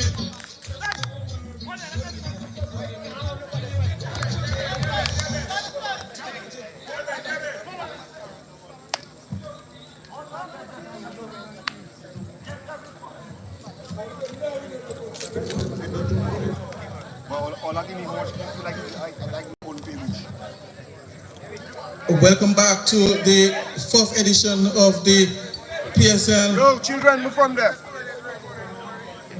This encounter is between the Granville Splashers and the Beauplain Imperials, the reigning champions. The news from the middle is that the Granville Splashers have won the toss and they've opted to bowl first. Who's opening the batting for the Beauplain Imperials are Brian Joseph, the national player, and Felix Thomas, the captain. As I say, once again, good afternoon to you, Remy. Again, good afternoon to you, good afternoon to listeners. As we get into the second game, the Beauplain Imperials versus the Granville Splashers, and of course, the experienced Felix Thomas and the national player Brian Joseph opening the batting for the Beauplain Imperials. So we expect good cricket as we wait for Burton to sound. Felix, opening the count already with a maximum, making a big statement to the opposition, Remy. Well, yes, this one was shot from Burton, and Felix Thomas making no mistake about it, and recording the first maximum as they open their account on 6 for lost. Oh yes, what a stroke on the up. And of course, Felix Thomas making no mistakes on that occasion. Burton, shot of length, and this time towards us, backward square leg, in the air. And the batters will for two. Of course, I'm sure that must have been obstacled there by the trees, but of course was not given a maximum. So the umpires are now in consultation with regards to what just transpired. So Remy, we might just see a different signal here, but we'll have to wait and see what they decide. The ball goes 6, umpire. So just a little mid-wicket conference between the two umpires. The ball goes 6. And so no signal come from them. So it's just 2 runs from that shot. Right, and that's that. Okay. Of course, Phoenix continues to receive from the short net. Outside the off stump wide. Signals umpire. So next run there for the Imperials. This one was a little bit wide outside our stamp from Raymond Button, and rightfully so, the umpire said no wide. 9 now, with a loss. As Felix Thomas got hit a long ball. It's no stars with the bat. The veteran, full toss and just drives through the offside there towards the pointish area. Not quite getting hold of this one, the outside edge of the bat, outside half of the bat. And this means, of course, Brian Joseph, the national player, all-rounder, batting and bowler. Burton to Joseph. And Joseph spanks this one away over! Bravo! Wide slung on the corner rather. What a shot that was! 6-1. This one he was under the back foot and just punching it over for a maximum. I know you don't just go 6. Of course, those of you who didn't know, he patterned the English coach. We'll get back to that. And another one into the trees, my goodness! Is that some kind of run scoring machine? Are we here, Remy, to witness something spectacular and unique from this fellow this afternoon? Well, yes, this one was a bit too full. And there was Joseph just driving it in the air and just getting another maximum. Back-to-back sixes from the bat of Brian Joseph. Dealing in sixes there already. Raymond, of course, is put under some pressure now by the national player Brian Joseph. Full toss is driving beautifully towards long on. But of course the ball stopping just around the mid-on area. But it was really a superb shot there, technically correct shot. Timing was superb and kept on the ground nicely. And we're really seeing the quality coming from him. Remy. Well, yes, and very expensive over from Raymond Button. And 22 runs coming from the over. And a very expensive over from him. But this last delivery was a very good delivery from him. And the batter could do anything but just getting a single in. And we're going to see, of course, Ben Remy to begin operations on the Sunderland, the veteran. And Joseph keeps the strike. Brian Joseph, that is. We already struck some maximums there and made a big statement to the opposition. Ben Remy, slow delivery in the air. That's not what you're trying to say happening now, especially when it comes to the likes of Brian Joseph. You don't want to be putting him down now. Yes, it was a very good slow delivery from Remy. And that one went straight to Massigat, falling straight into his hands and just putting it down. I am thank you. The Growing West Prices both players. I don't think you will see that happening much more than that. You might just make them pay. You have to take these opportunities when they come. Because batters of such quality do not give you too many chances like these. Felix Thomas has been brought on the strike. So Ben Remy will continue operations here. Little breeze right now, blowing across the ground. Felix is beaten there. The ball just went across him. Looking to whip this one towards Ben Wicket. Not making contact there in that occasion. First one already, Felix Thomas is making his intention known, just looking to get the maximums already. And this time he connects towards wideish long on for the maximum. He's my trip to 6. Well, yes, Felix Thomas is no nonsense player. And once he gets going, it is very difficult to dislodge him. And especially when you get the opportunities, you really have to capitalize on it. And the Grove bowlers would be put under some pressure.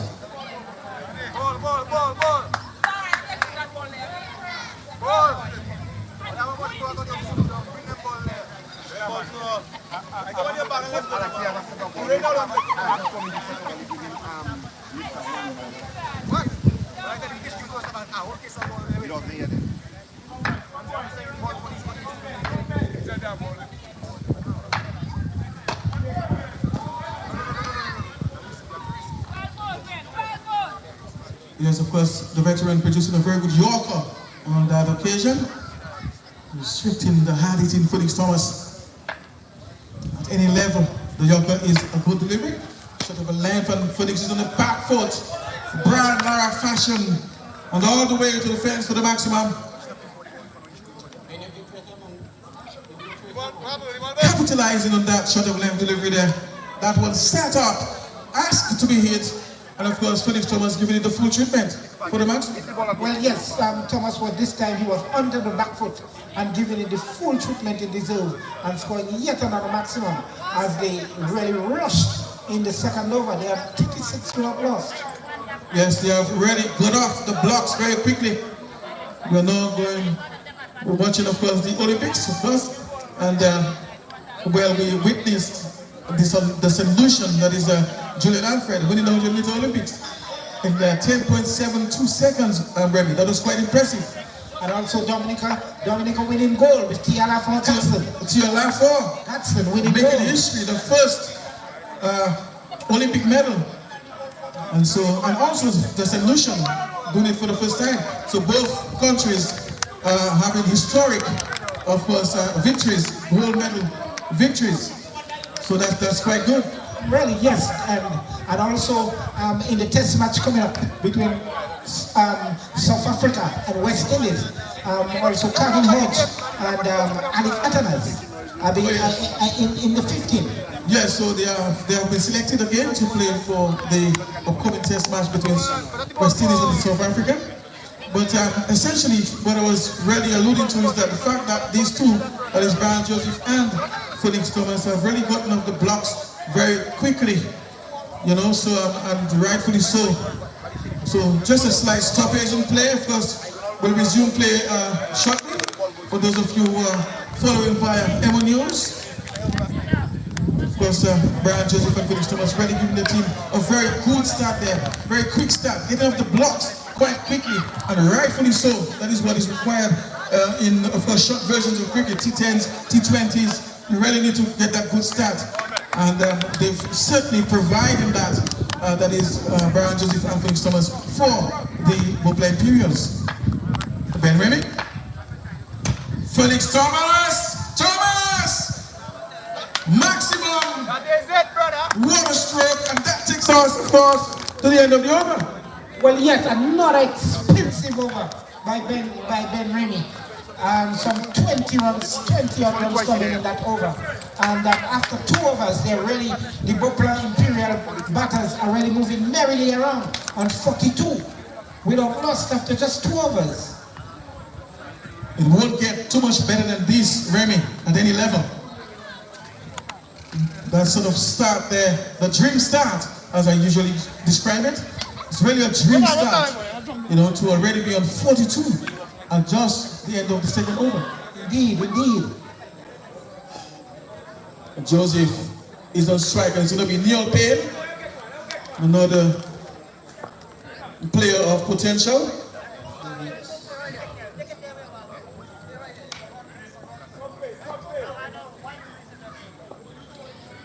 Paix, low outside the off stump, just looking for the wide Yorker sort of length, but wasn't signaled wide.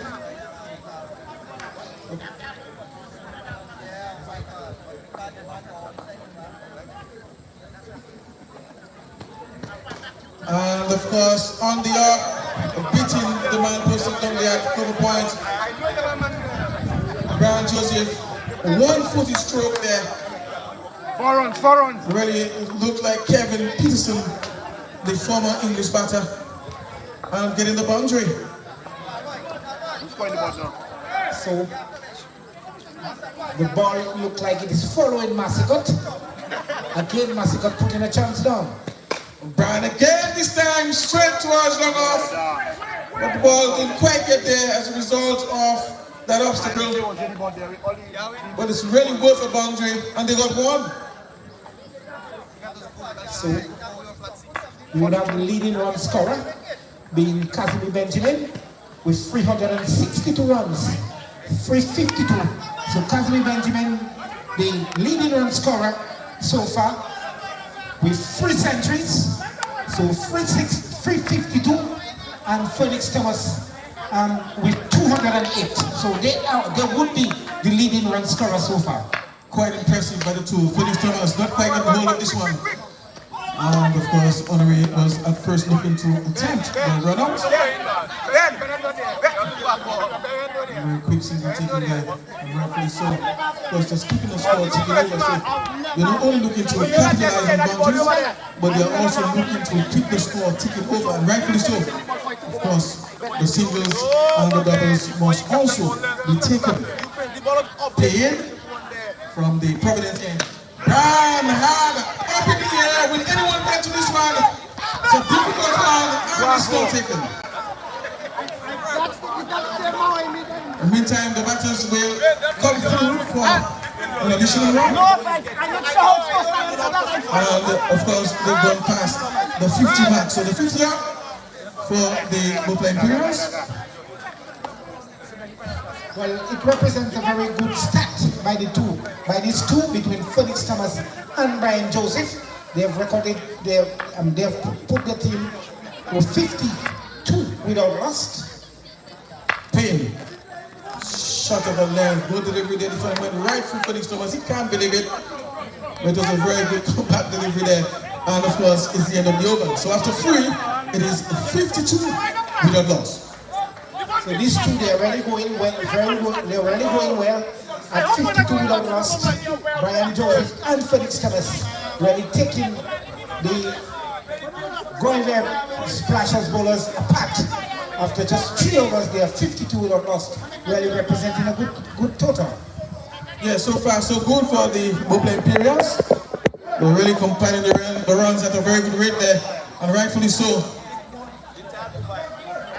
But it's going to be Jeffrey St. Prose to take on the attack from the sub name, that is the Belmani 8.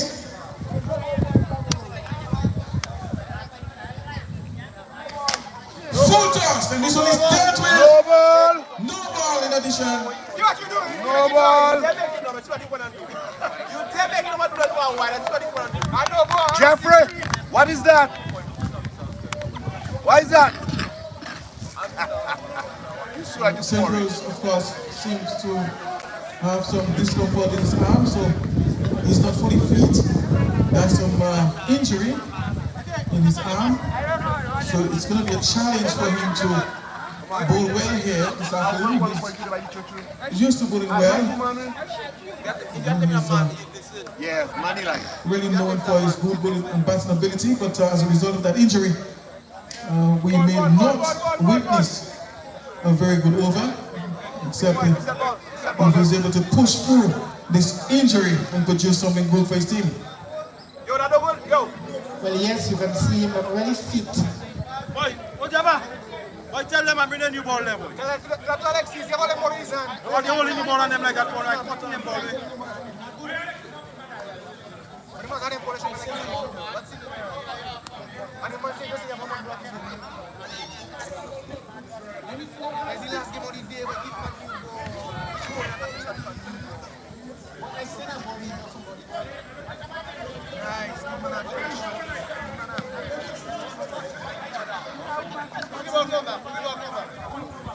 So we have a change in ball. And it's going to be St. Prose to Brian Joseph. Oh, she there? Brian goes big on the outside. Is my trip to 6. So these two, they're really going after the bowling. We are just in over number 4. And really, they are really keep this scoreboard moving around. 65 after just in over number 4. Joseph. And again, they straight back into the trays. Over for the maximum. 6 more. Was really struck hard and traveled at great velocity. And of course, the trajectory, of course, was always going to be on the fence. So 6 more to Joseph and the Paix Imperials. What a stroke. Magnificent shot there. Well, yes, again, it was a magnificent shot from Brian Joseph. and recording yet another maximum as they quickly move on to 71. 71 without loss. St. Bruce. And good comeback delivery there, but Brian just equal to the task and just guide this one there towards the Guala region. And they will pick up a single. So of course, Joseph is ready to read him the ball well there. We saw 260s back to back. And then of course, a very good ball producer in St. Bruce. And of course, Joseph making the necessary adjustment. Felix Thomas beaten there. And St. Bruce is appealing. Very good delivery there by St. Rose, but that wasn't sufficient, of course, to dismiss Felix Thomas. Yes, it was a very good comeback delivery from him. You cannot disrupt the ball. So once the ball comes in your way, move from it.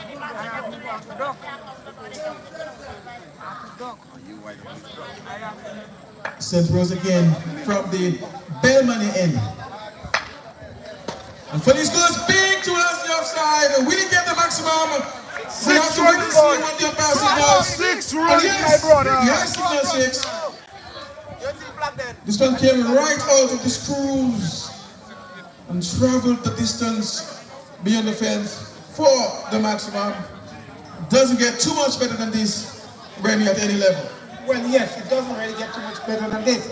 And with these two batters, Brian Joseph and the Felix Thomas, two experienced cricketers, really taking the playing Imperial bowlers apart. The going West Splashheads or ring bowlers apart. Same team now, the score. We have lost. So far, Joseph is having both players, in fact, having a very good day at the office. Really giving your team that dream start.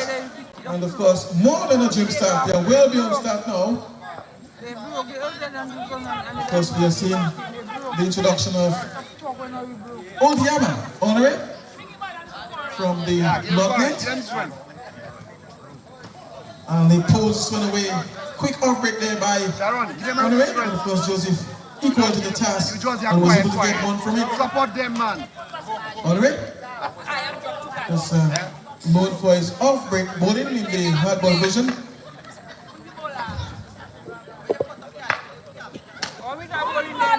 And this time, the batters will get one, not getting a hold of this one. I did high on the back. Coming out the outside edge. And of course, this brings Brian Joseph into strike. He's in superb form. Of course, these players are acquainted with each other. Flighted towards Leon on his floor. It was really powerfully struck there towards pass long on. 6 runs. Of course, St. Rose stood no chance in cutting this one off, Remy. Well, yes, it was another good shot from Joseph. And the ball was going straight to the field at St. Rose, but he just couldn't cut it off and get in a boundary as they advances to 84. Honore, faster delivery. And of course, Brian wasn't able to negotiate that one.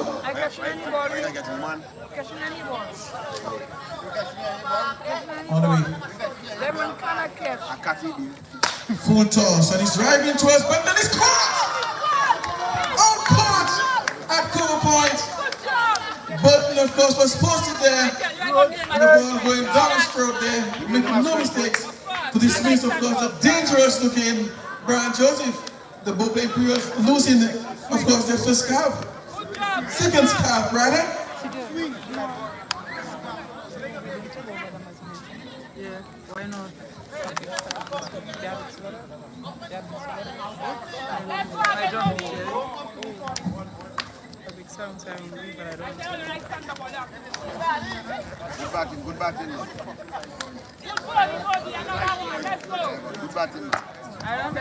Of course, Jesse Maslin is the replacement for the outgone Brian Joseph. You can't catch my brother. You can't bring nothing. No, you can't bring no spot. Master, of course, is a known player at the national level, has participated in the junior level for a number of editions. And all around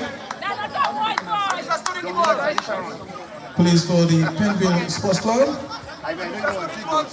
known for his slow bowling and batting ability. In fact, both players that are currently going up against each other are all-rounders. And of course, that last delivery brings us to the end of the over. 86 now for the loss of 1 after 5.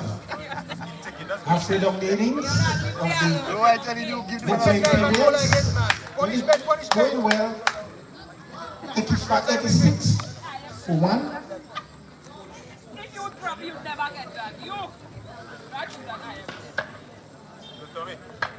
Grammy's back into the attack. Let's go, Bennett. Felix Thomas. Full toss and it's dealt with. Ball is played towards right as long as. You have to run, my brother. We have to wait and see what the umpire signal.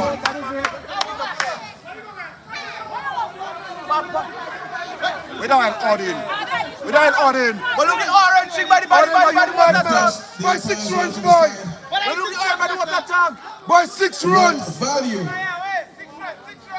They get for that because so they are not signal, so they will have to set for a run. 86 now. Boy, 6 runs. Look the orange flag. The flag by the tank. Because the sponsors of this league, Pabard Foundation, Pierre Joseph, and the Honorable Rosa Scarrett. Felix Thomas! Again, clear this one. Over the ball for the maximum. Yes, Felix Thomas is in no-nonsense mood. And also the Bookline Imperials being the defending champion. And ready for the show, they're showing this afternoon. Yes, of course, Felix Thomas is new selection back. And his days was not known for his fast ball. Run it! The bat as well. Another maximum for Felix Thomas. Yes, it's two really moving. Although they've lost just for wicket, but Felix Thomas is continuing. They strike and they continue to keep the Bookline Imperials scoreboard ticking over as they move to 98 for 1. Ben Remy shot by again. It's going to the long on. It has been signaled 4. We're running everything in because you have to give it to Thomas and the Bookline Imperials. You're running everything because you give it to And of course, they've crossed the 100 mark. So that's the 100 for the Bookline Imperials. On the board, on the board. So far, in the matches today, we've really seen some very good batting by all teams that have played so far. In the first encounter between the City Bay Invaders and the Aslat Strikers, we've seen some very good batting, especially at the top of the order. In both teams, and here again, in the start of the year, we've seen good batting from the top order again, Remy. Shot by Felix Thomas and PP was good wicket. 1. They will get 1. Yes, we've seen some good innings, especially at the top order. In the opening game between the Secret Bay Invaders and the Aslat Strikers, and rightfully so, in the second game between the Bookline Imperials and the Golden Scratchers, we have seen some good opening partnerships. So really, these 4 teams, they're really done well. They qualified to be in the semi-final. Yes, certainly. I've really showed some prowess there, some top quality cricket. Ben Remy, full toss, master drive, a hold of his one. Meantime, they will stand up through for another.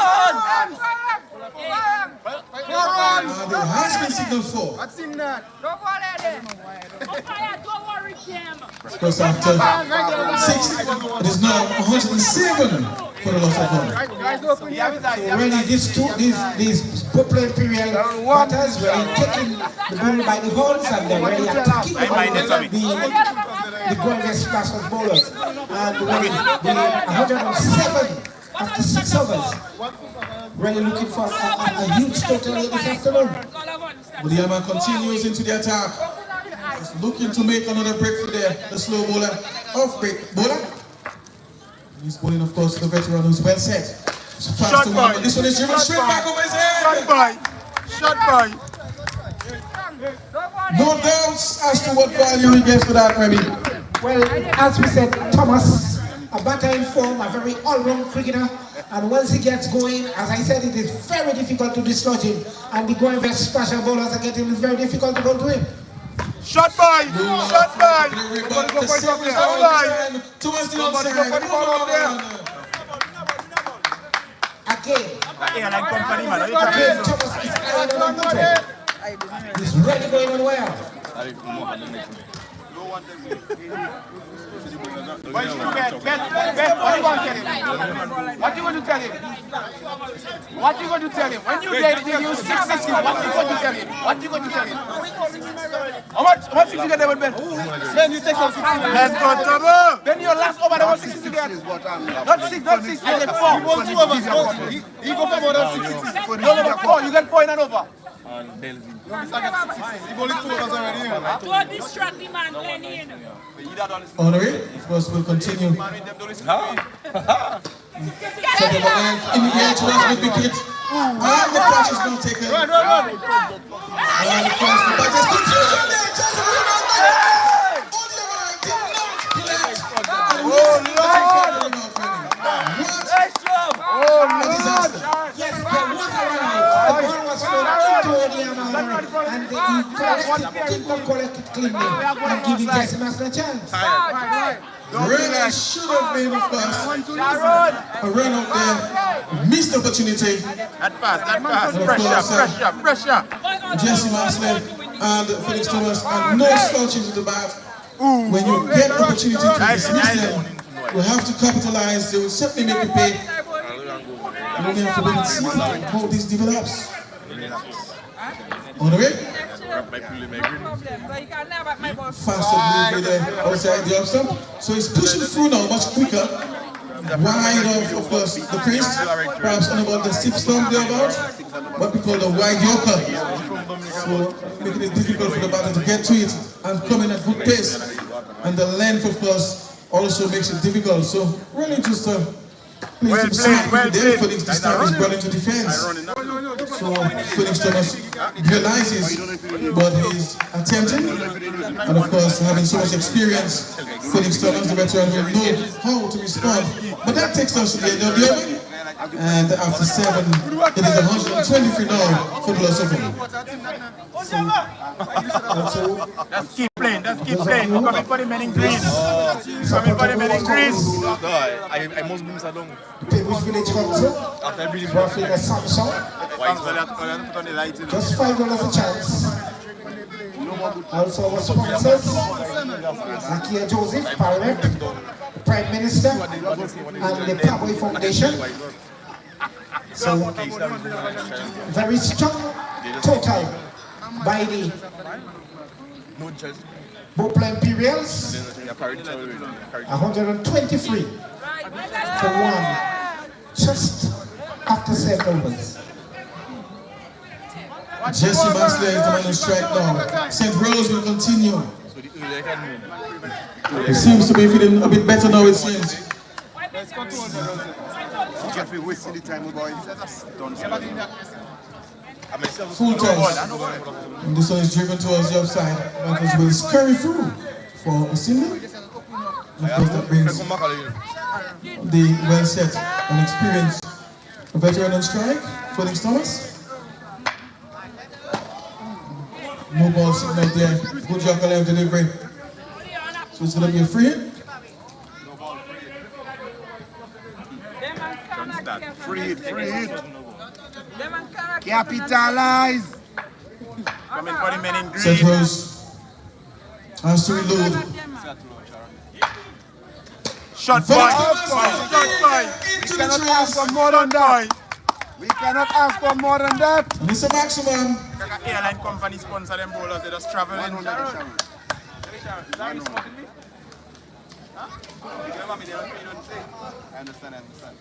St. Rose, let's see what he has up his sleeve this time. Felix Thomas goes ahead again towards the offside of the ball. Didn't go past the ropes, it seems, and will only get 1. Very powerful shot there, but didn't get the value of 4 for it. Interestingly, Remy. Yes, it was a very powerful shot by Thomas, but just could not clear the boundary. That is it. Keep ticking, keep ticking.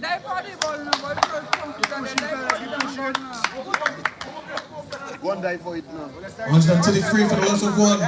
We are in the 8th over. St. Rose is the man looking for the penetration. And he's kicking there. Orleans up. Very good delivery there by St. Rose. Oh, yo. Of course, remember the sponsors of this league, the Paix Foundation, Lakia Joseph, the Power Rep, and the Honorable. Felix Thomas again on the drive. I'm urging this partner to take the second and they come for it comfortably. Come, that's Aaron.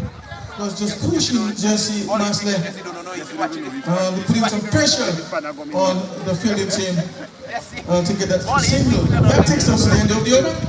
So it's now 135 for the loss of one after 8. 135 represents a very good total on this ground, but we are just in the first half of this game, and the 135 for one are just after 8. So very good going by the Boca Imperials. Paix is back into the attack from the Providence end. 135 for one, the 2 more overs to go. Don't complain. So they are trending, of course, towards the 150 mark. We saw 143 by the previous team. Oh Lord. Inside the edge. Chance of a run out. And of course, missing this one there. But Thomas, I believe, was safely home. But very good attempt here by Honoré to run out.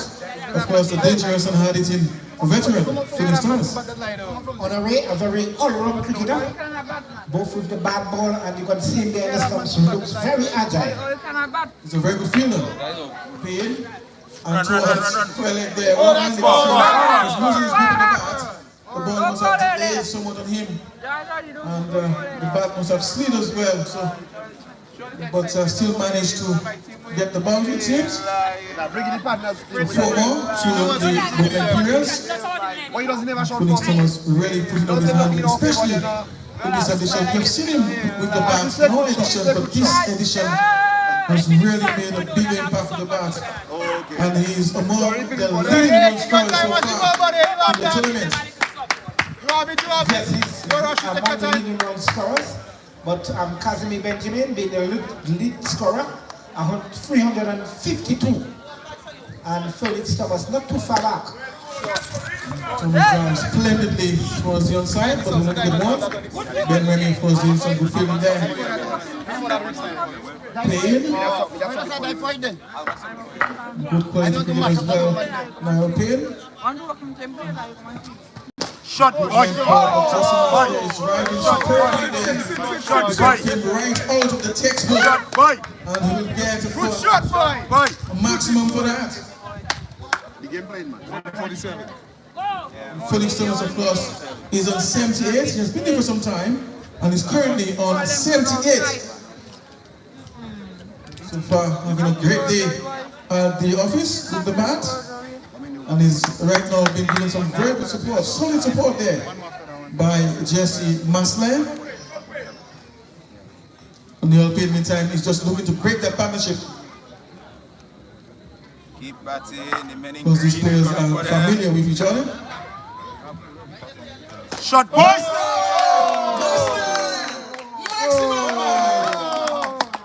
Yes, I got get out of here from Jesse Masley. Get out of here! Drive over cover and getting yet another classic. As they advances to 150. So we are now 152 for one. And then sorry, 150 for one. Yeah, let's go for it. Let's go for the 200. Yeah, we're going for it. It's a very good milestone.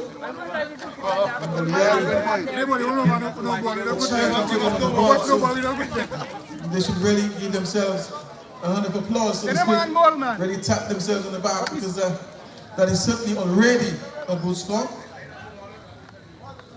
Let's go over. Come on, they're just trying to, they're defending I say about that is free to be on them balls. the championship. and really put in a very huge total on the board. Yeah, certainly. Really playing like the defending champions, which they are.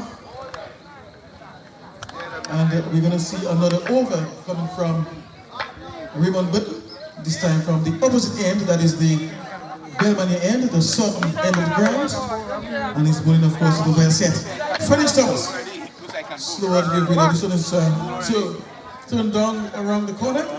Felix Thomas, of course, not going for a single. Jesse Master is a very competent batsman, but interestingly, we are seeing him not taking a single. So he seems to have a plan ready. Well, yes, I would want to believe Thomas, though is only 5 more deliveries left, probably want to make some big blows. Like that. Felix Thomas! Well, hold!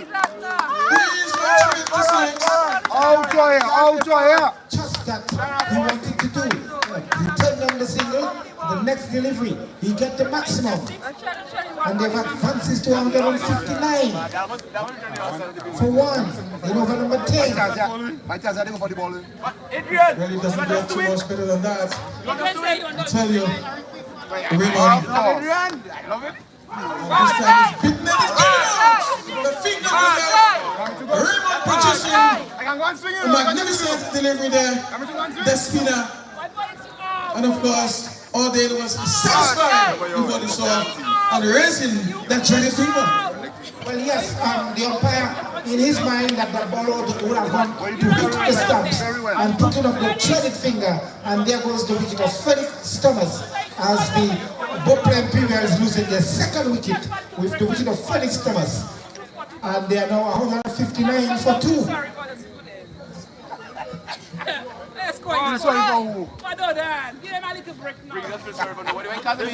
Felix Thomas going for 86. 86. Felix Thomas having a very good knock there for the Paix Imperials. But slow bowling is full toss towards Ramon and the ball pressing the boundary to the Paix Imperials. And really adding to their score there and putting some pressure on the Granville Splashers. 163 now. Yes, they're putting a lot of pressure on the bowlers and really 163 represents a very good total. So they really need to get all the way in the last over. And this time towards mid-wicket, but we won't get the boundary. Paix is in the way. I'm doing a good job there. How many more balls? Single brings back Jesse Master into strike. And he too can hit the long ball, but we'll have to wait and see how it plays out now between he and that spinner. Now what a good delivery, the ball spun away from him, beating him all his out. That was the perfect delivery for stumping, but the keeper was able to make use of that. One more ball, yes sir. I want to come. That's my lap. So that's it. That's the end of the over. And also that's the end of the innings of the Paix Imperials. Losing 2 wickets, of course, to combine 165. So 165 for the loss of 2 in the allotted 10 overs, which means the Granville Splashers will need 166 for victory, Remy. Yes, it is a very tall ask. And the Paix Imperials really put in a very huge total and asking the Granville Strikers to get 165 in the allotted 10 overs. It's a very tall ask. Yes, certainly, indeed, it's a tall ask, and I've not seen some of the better players. Of course, we are seeing honoring there. Lester Marcel is there. Burton can strike some blows as well. 165, so the total was 164. So 165 for victory. Just a little bit of rectification there. So the scoreboard needs to be adjusted. So 165 for victory. So Remy, it's really going to be interesting. The second half of this game, of course, we just we're going to take a short break, but before we do, just to remind you the sponsors of this league, the Honorable Roosevelt Skerry, the Honorable Lakia Joseph, and of course the Parboil Foundations, the main sponsors of the 4th edition of the PSL.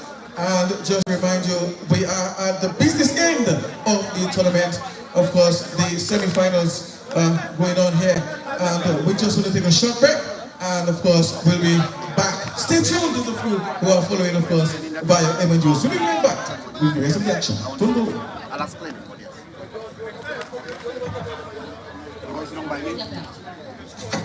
I hope someone will bowl in there.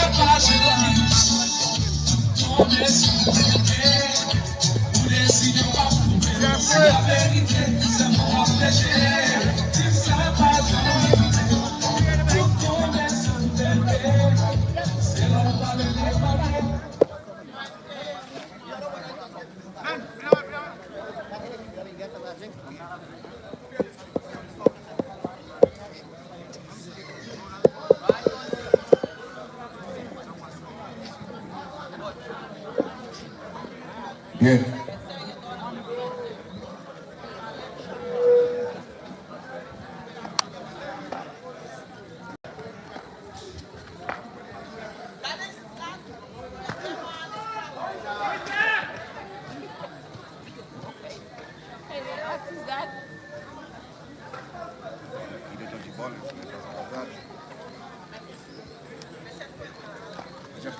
Welcome back to the second half of this encounter between the Paix Imperials and the Graveyard Slashers.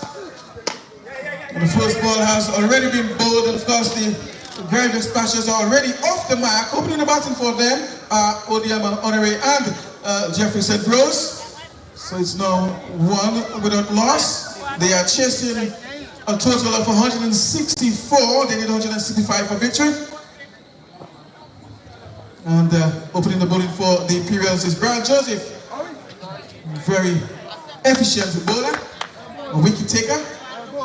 And on the other end, we are seeing the captain himself, Felix Thomas, who I suspect may just open the bowling for the Paix Imperials. Joseph, shot at the length, and St. Rose isn't able to do anything with this one. Very tight bowling there by Joseph. It was a very cool afternoon. And of course, the crowd has certainly built up there in a very beautiful way. Of course, come and support their favorite teams and players. And just to add to the ambience of this match, of course,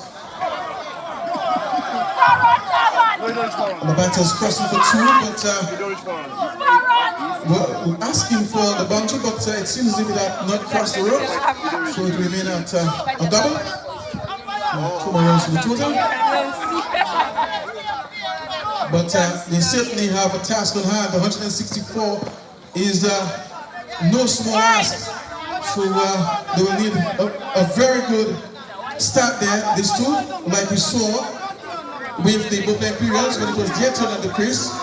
That tremendous start that they have between Felix Thomas and Brad. We will need to see something similar between these two at the top. If not between these two, then we need to see a partnership between the other batters, that is number 3 and number 4. But they will need a very big partnership somewhere at the top of the order if they have to stand a chance in getting to that 164-65 for victory, Remy. Yes, as we said, it is a very tall ask for the playing Imperials, and they really need partnerships, and they need big partnerships, especially between these two, the two opening back and players, Odiama Honoré and Jefferson Rose. They really need a very good partnership, if they are to get that 164. And if they are not going to get that good start, like we've seen so far in all matches, then of course, some way from the halfway mark towards the back end of the innings, we'll need to see an explosion, of course, of runs. And already, the greatest specials have lost their first wicket. Jeffrey, you don't out. So it's 5 for the loss of one. Of course, his partner on the other end wasn't very pleased at that. He knows what it means to lose wickets early at the top of the order. He understands that that's not the time to be losing a wicket. Well, yes, it was a very bad shot from St. Louis, and the ball taken high up on the bat and going in the air, and Felix Thomas completing an easy catch and putting the Buffalo Imperials the Guava Splashers right onto the back foot by losing their first wicket just in the first over. Alex Etienne to Lester Marcel, the man who has replaced Jefferson Rose. Because Marcel is very competent with the bat. In his days, in the hardball version, opened the batting for the magical Northern Stars and also played for the national team, the senior national men's team. In his day, short and is unable to make use of this one. Yes, it was a very short delivery from Etienne, and there was Marcel trying to pull but didn't make contact, and he had to really scumple to get the ball off his stumps. Yes, he really needs to get his form earlier or sooner rather than later. He needs to be taking advantage of these kind of opportunities. And it's an extra.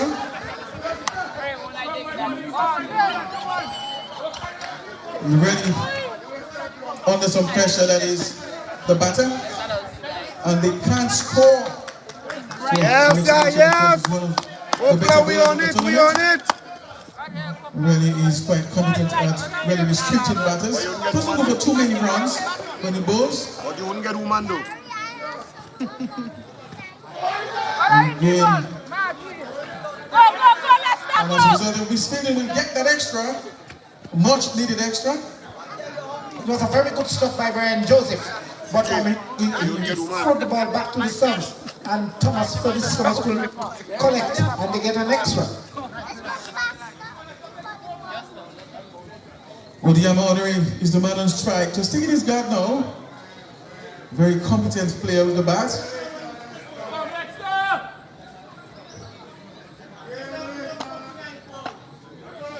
Alex in the Etienne. Honoré picks this one up and dumps this one beyond the fence, I suspect. Yes, as the signal comes from the umpire. So it's a maximum for Honoré. So it's the first maximum for the Aslat Strikers, Splashers, and they just advanced their total onto 13, without 13 for 1. And remember, with the magic figure being 164, so it's a very tall ask for them. Yes, there's certainly some scoreboard pressure. We still have to surmount. Thomas is the man taking on the attack on the northern end, that is the Providence end. Also can be a useful bowler, that's Thomas. He's pulling to the veteran Lester Marcel. Full toss, wasn't able to capitalize on that. Chance of a run up there, Felix Thomas didn't collect. And of course, Marcel survives. Really was an opportunity for a run out there. We've seen some good fielding from the Buffalo Imperials, and even when they ricochet back to the stumps, the keepers just couldn't pick up, but it was a very good fielding from Aslat. Yeah, boy, very good fielding. Yes, was certainly an opportunity there. But when begging, Thomas, full toss, didn't quite get hold of this one. Chance around again, and again, it's Marcel. He survived and collected another run. sensational run as a result of that. Well, yes, again, it was another good fielding by Marcelin, but when he just didn't throw the ball straight to the keeper. And again, the Warrior Splasher is getting another chance. As the Englishman would say, the gods are now favoring, of course, Marcel and his partner. And this one is pumped towards third corner. And the batters are scurrying through for the second. Leicester deciding very late to take the third. I'm not sure exactly what went on in the field out there. Because we see that they were not very decisive. Yes, no, and then yes. And Odiama Honore is very quick between the stumps and really having Marcel to hustle to get the third round. Of course, these two really need to communicate much more efficiently. They need to really get some understanding between themselves as far as running between the wicket. Thomas. Marcel not quite getting the drive there when coming up the inside edge. So it doesn't seem to be in the best of form at the moment. That is Leicester Marcel. Not quite getting his timing right. Well, he just cannot get his timing right, really, because he, in this season has not really been among the runs. And the World Expressors will really need that from him today. Yes, a lovely looking shot there by Honore. But we only get a single. At this stage, the singles will not really make it. They really just need to get over the top if they have to attack the bowling. Yes, of course, to a certain extent, that is correct. But they're going to have a slow start, and then we see that explosion taking place from the fifth over back. But we've seen matches like that, where teams has had slow starts, Remy, and then towards the back end of the innings, we see that explosion that has yielded, tremendous runs. Not impossible for that to happen here. But 164 is a very tall ask. It is. In 10 overs. But what I'm saying, you will not always get a very fast start. We've seen it even at the international level. And they still manage to get big totals. Not having a very fast start in the first 3-4 overs. We've seen that, no doubt. But going at 7 runs and over. 7 runs and over. Ideally, they should do that. Ideally. But it may not be possible to do that way. Sometimes you have to choose other methods of getting the same results. Yeah, but there are different ways to skin a cat, Remy. Presently, they are just going at 7 runs and over. And they need plenty more than this. So these two, they really need to begin to open up. Jesse was there. What a shot that was. This one came out with the screws. And always the man doing it. But there'll be plenty more of that, Remy.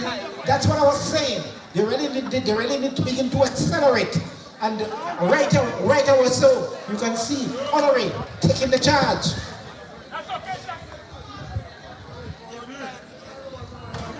Thomas. Wait for Tommy. Fielding at Tommy coming, wait for him. And we have Brian Joseph towards the short mid-wicket region. Because there's a man in the deep there, sweeping. Tommy passing around. There's also deep cover points on the boundary. Yeah. As Honore crouches quietly to receive strike. Short in the air. The catch is there, Ghana. Jesse Master. Really hard. He can never drop you, boy. And making a He catch can never drop with this you. pace.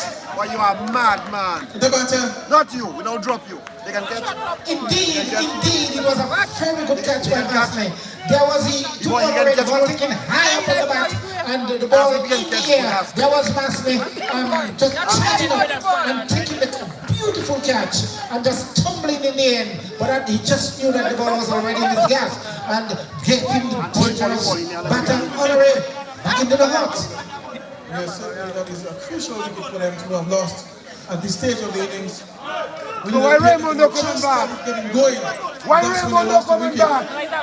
So really, Jeffrey, why Raymond not coming back? The Bombay Imperials. But we see the appearance of Niall Paix. And of course, he's going to look to partner with Leicester Marcel to try and see what they can do. Jesse must there. Ah! One stroke, the maximum there.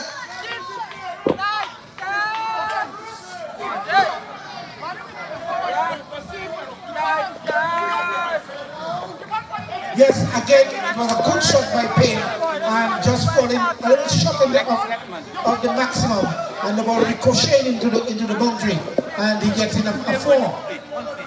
But they really need plenty more of this. What a way to get off the mark. But they'll need plenty more of those.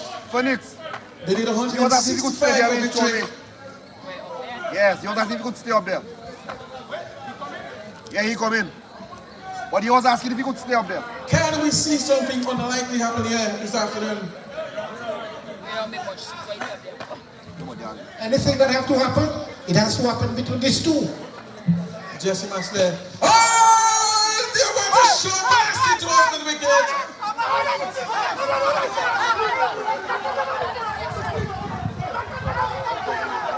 And it's a maximum, of course. This one comes, get right under the screws of the bat. And traveled like a rocket, aimed it towards, of course, space. And Paix, of course, already is showing some signs of making a significant impact there for the Gravy Splashes. Well, as soon as Paix comes in, he has really come in here with an intention, and the intention is to attack the Buffalo Imperial bowlers, and just what he's doing. Masley, this time he misses, but they'll get that extra. Why put pen on? And the umpire, of course, signals bye. So, also, the end of the over. After 4 overs, they are 38 for 2. They're ready to accelerate from there. If another 6 overs to go. Remember the magic figure being 164. It's a very tall ask. So these two, they really have to take the mantle on their shoulders from here and begin to attack the bowling.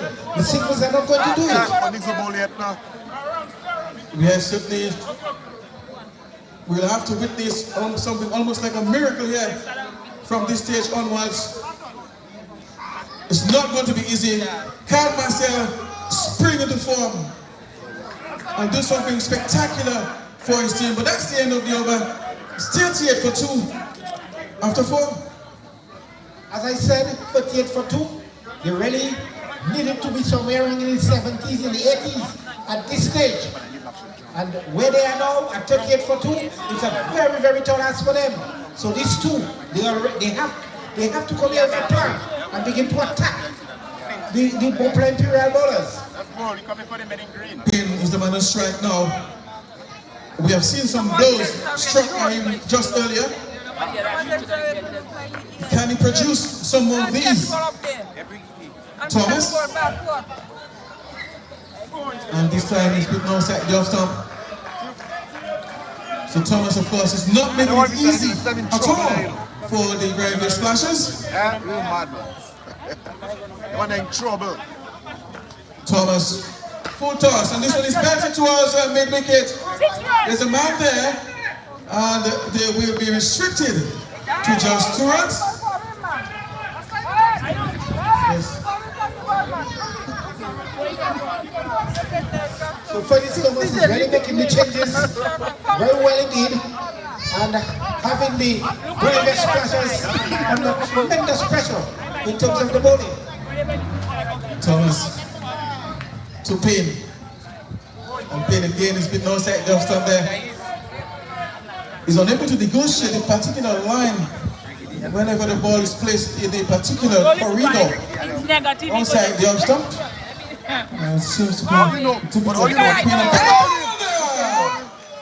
a go and missing this one there.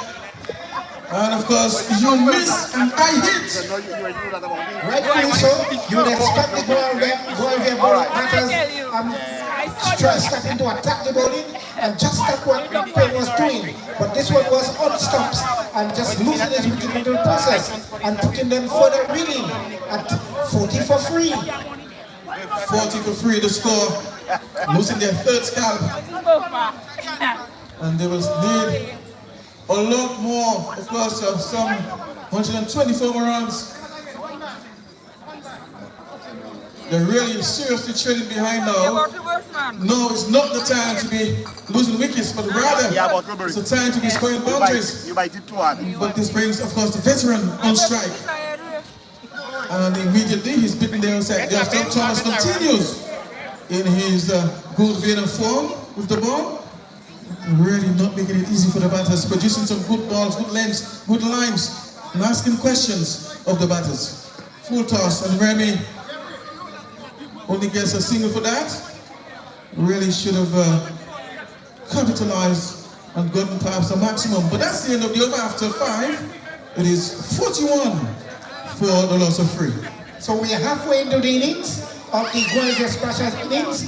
They are 41 for 3, so they need another 123 more runs in 5 overs. A very tall ask.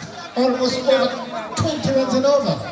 Yeah, so what I'm saying is, if you needed a good start, ideally you have to start well, get off the blocks quickly like we saw the Paix Imperials did. They got off the blocks very quickly. They were setting the target, but that's the pattern that we saw. A very good start. They continued scoring runs throughout the middle overs, and also towards the back end of the innings. And hence the reason why they ended up on a total of 164. We didn't see that happen with the Guerrilla Splashers. They had difficulty in getting off to a good start. They lost wickets at regular enough intervals in relation to the score on the board. So with a start like this, it's always going to be difficult for them having to chase 164. Now I was saying, Remy, just for argument's sake, that if you're not able to get a good start as a result of a good bowling attack from the Imperials, then perhaps try and take them on from the 4th, 5th over. But we didn't see that happen. So right now, Remy, it's a very, very difficult, I don't want to say yet impossible situation, but right now from this point onwards, it's a very difficult ask. Yes, it is a very difficult ask for them, especially they winning the toss and putting the Paix Imperials into bat, and then I believe it's a very tall ask for them. Of course, they'll pick up a single here. You think the wrong guy is And really the batters just cannot get the ball away. And in the middle overs, they just cannot get the ball away. Yes, the beautiful thing about the Paix Imperials is that they have a very balanced team. They have one batting at the top of the order, and they also have a very good bowling attack. So Felix Thomas has several bowlers that he can go to at various points in the innings. Brian Joseph, Jesse Masler, Alex Etienne, himself, Felix Thomas. So they have a very good bowling attack. Oh, shot there by the veteran of the back foot, but will only get 1 for it. So good fielding by the Paix Imperials, really keeping the Guerrilla Splashers batters on the check. And then really they need some big hits if they are to make a win on the total. Jesse Masler, full toss. And it's there! The ball landed, but the ball landed on the stumps. Not sure. He said no ball, so it must have started above the left of the waist and ended up descending on the stumps.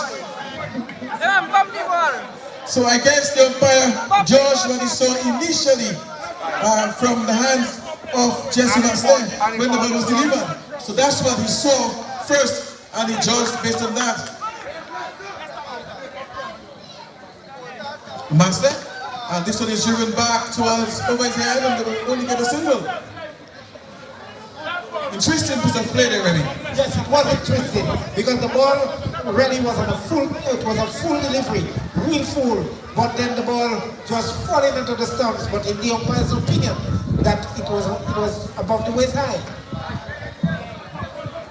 And the wide signals umpire, so they'll get an extra there.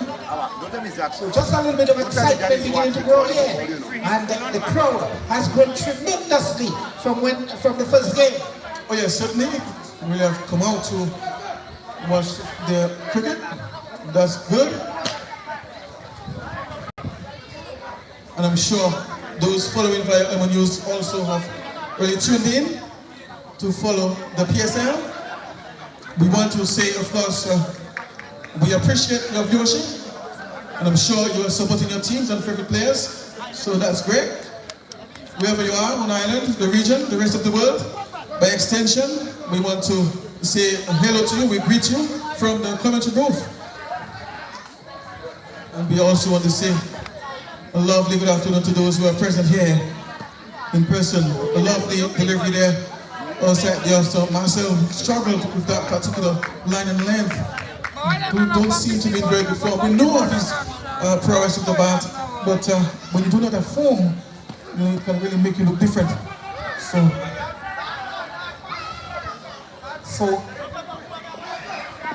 you really need a lot of hard blows here.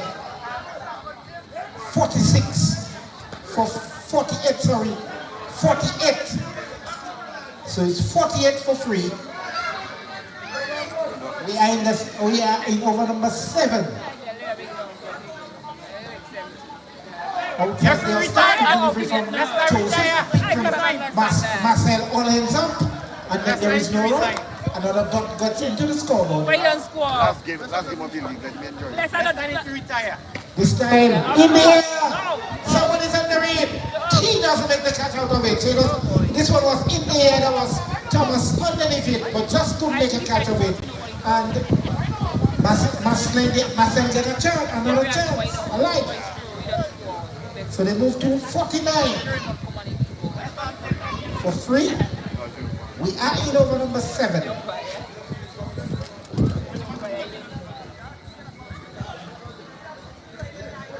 wide.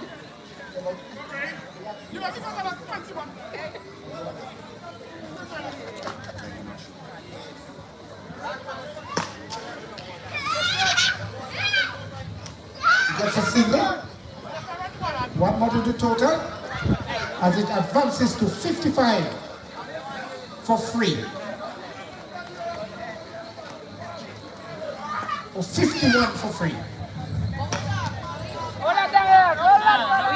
High for yet another maximum. So Marcel gets out of the shackles and just getting the maximum as they move to 57 at the end of over number 7. 3 more was left. Some 18 deliveries.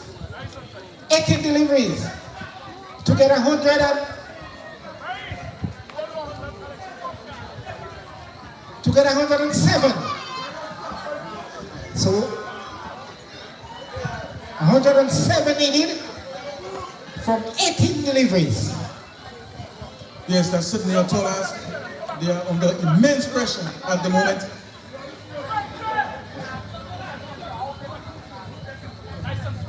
Tommy is the man in the attack. And Ben just showing some experience there on the back foot. And he will get the boundary. Much needed boundary there for the Grand West Splashes. Well, yes, it is a much needed boundary, but they need a lot of these if they are to get close to 164. Shooters moving down the ground. Very good looking shot. They tried to run out. Felix wasn't able to effect the run out. But it was a gorgeous looking shot there by the veteran. I'm showing the shot to the left. My goodness, really thought Felix was going to take that. But the ball falling short of the keeper there. Clean out the outside edge. Marcel really struggles to form. Tommy. Shot again, top edge. Ball not going very far. But the batters will get a single. So clearly Marcel is out of form at the moment. And the veteran seems to be in much better form than Marcel. going for the big youth and missing this one there.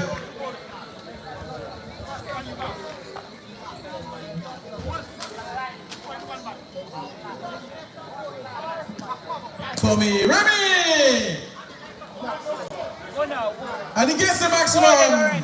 The veteran is in some good form. Can he continue in that vein?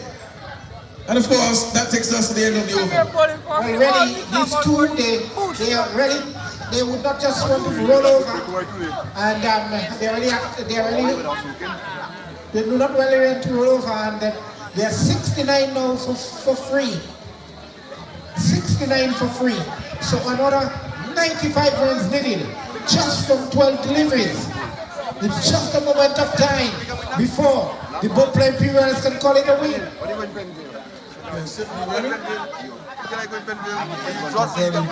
Almost impossible. Etienne from the opposite end. Wide outside. You have some there. Very difficult one there for Marcel. Just attempted to go a wide yorker there and successfully achieved that. So he knows exactly what line, what corridor to place the ball in to make it difficult for the batter, especially at this stage of the inning. So another good delivery. At any level, these are difficult to get away. Yes, it was another good delivery from Etienne outside our stop. There was Marcel attempting the drive, ball taking the outside edge and just ricocheting to the keeper. Etienne, let's see this time what he has on the sleeve. I'm sure it's not a signal. This one is above the waist height.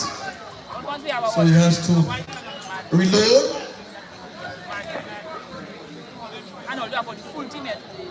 Etienne. Marcel goes to the heel, but just not making contact, proper contact with the ball there. Indicating, of course, his lack of form. That was a free hit and really did not capitalize on the opportunity. Yes, it just doesn't have the form. When you're out of form, that's what happens. Etienne, again, edge towards backwards spelling, and we get a single. But of course, some credit must go to the bowlers, Remy, despite the fact that we have seen a lack of form from Marcel. And of course, Remy is in better form. But we must give credit to the bowlers. They put the various Slashers under some early pressure by taking some early wickets. Not only that, but restricted them, prevented them from getting the boundaries, the regular boundaries, which is what was required in order for them to have been, more in the race for this victory. So we must, of course, give credit to the Paix Imperials for good bowling. Yeah, the bowlers are very disciplined and they really bowl on a very good line, especially Alex Etienne, really bowling on a very good line. We saw some good bowling by also Jesse Masley, and really they rightfully will go through the final. I know they lose already at the point of that. Of course, we have seen Burton making his appearance at the crease there. Master, not sure what happened there. Did he retire hurt? So he retired hurt? He retired out, according to the rules. Etienne? And Burton is driving down the ground there. The batters are scurrying through for the single. It might be out. Justice came out. Run out. Looking to steal this one, and the ball is driven straight back to one of the fielders. He was able to make his ground on time. And of course, the Rangers Slashers suffering another casualty. Yes, at this time of the game, having to score almost over 80 runs and in just a few deliveries, maybe about just under and over. I don't see the reason why they should run out at this stage. Why should they not really stay and really back the rest of the overs instead of losing the wickets? Well, Remy, they are just looking to score runs. They know that they are behind. Of course, they should be dealing in boundaries, ideally, based on the current state of their scores, their innings. But of course, he played a good shot and he just felt he should get some value for it. So he attempted to run.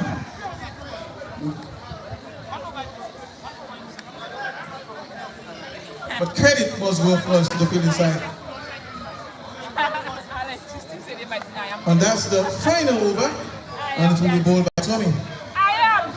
Why you didn't right there? You have to go back with my brother. Tommy? Full toss, no full toss. They appealed for leg before, but they will take that extra. As the ball trickles towards shot mid-wicket, and it's going to be a leg behind. Umpire just doing a little bit of exercise there. Of course, exercise is always good for umpires as well. Remy? Tommy, full toss. And the veteran wasn't able to make the most of that opportunity there. It was a full toss and really should have dispatched this one away for a maximum. Tommy? Short, up in the air. But the ball falling inside the boundary. And they only got one. Hitting the ball against the wind. There seems to be a breeze blowing from that direction as well.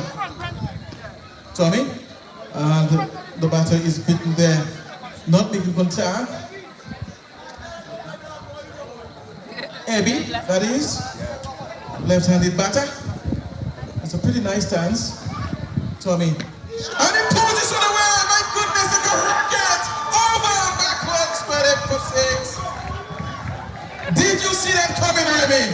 Well, yes, it was a very good shot from Abby. This one was unlike that. And he just pulled it over backward square for yet another maximum. But they really need plenty of this as we get into the time stages of the inning. Yeah, certainly, of course. Abby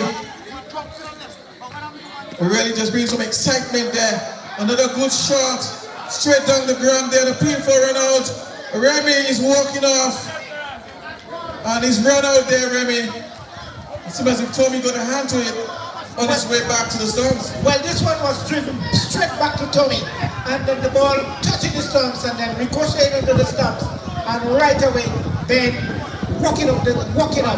So clearly indicating that he's run out.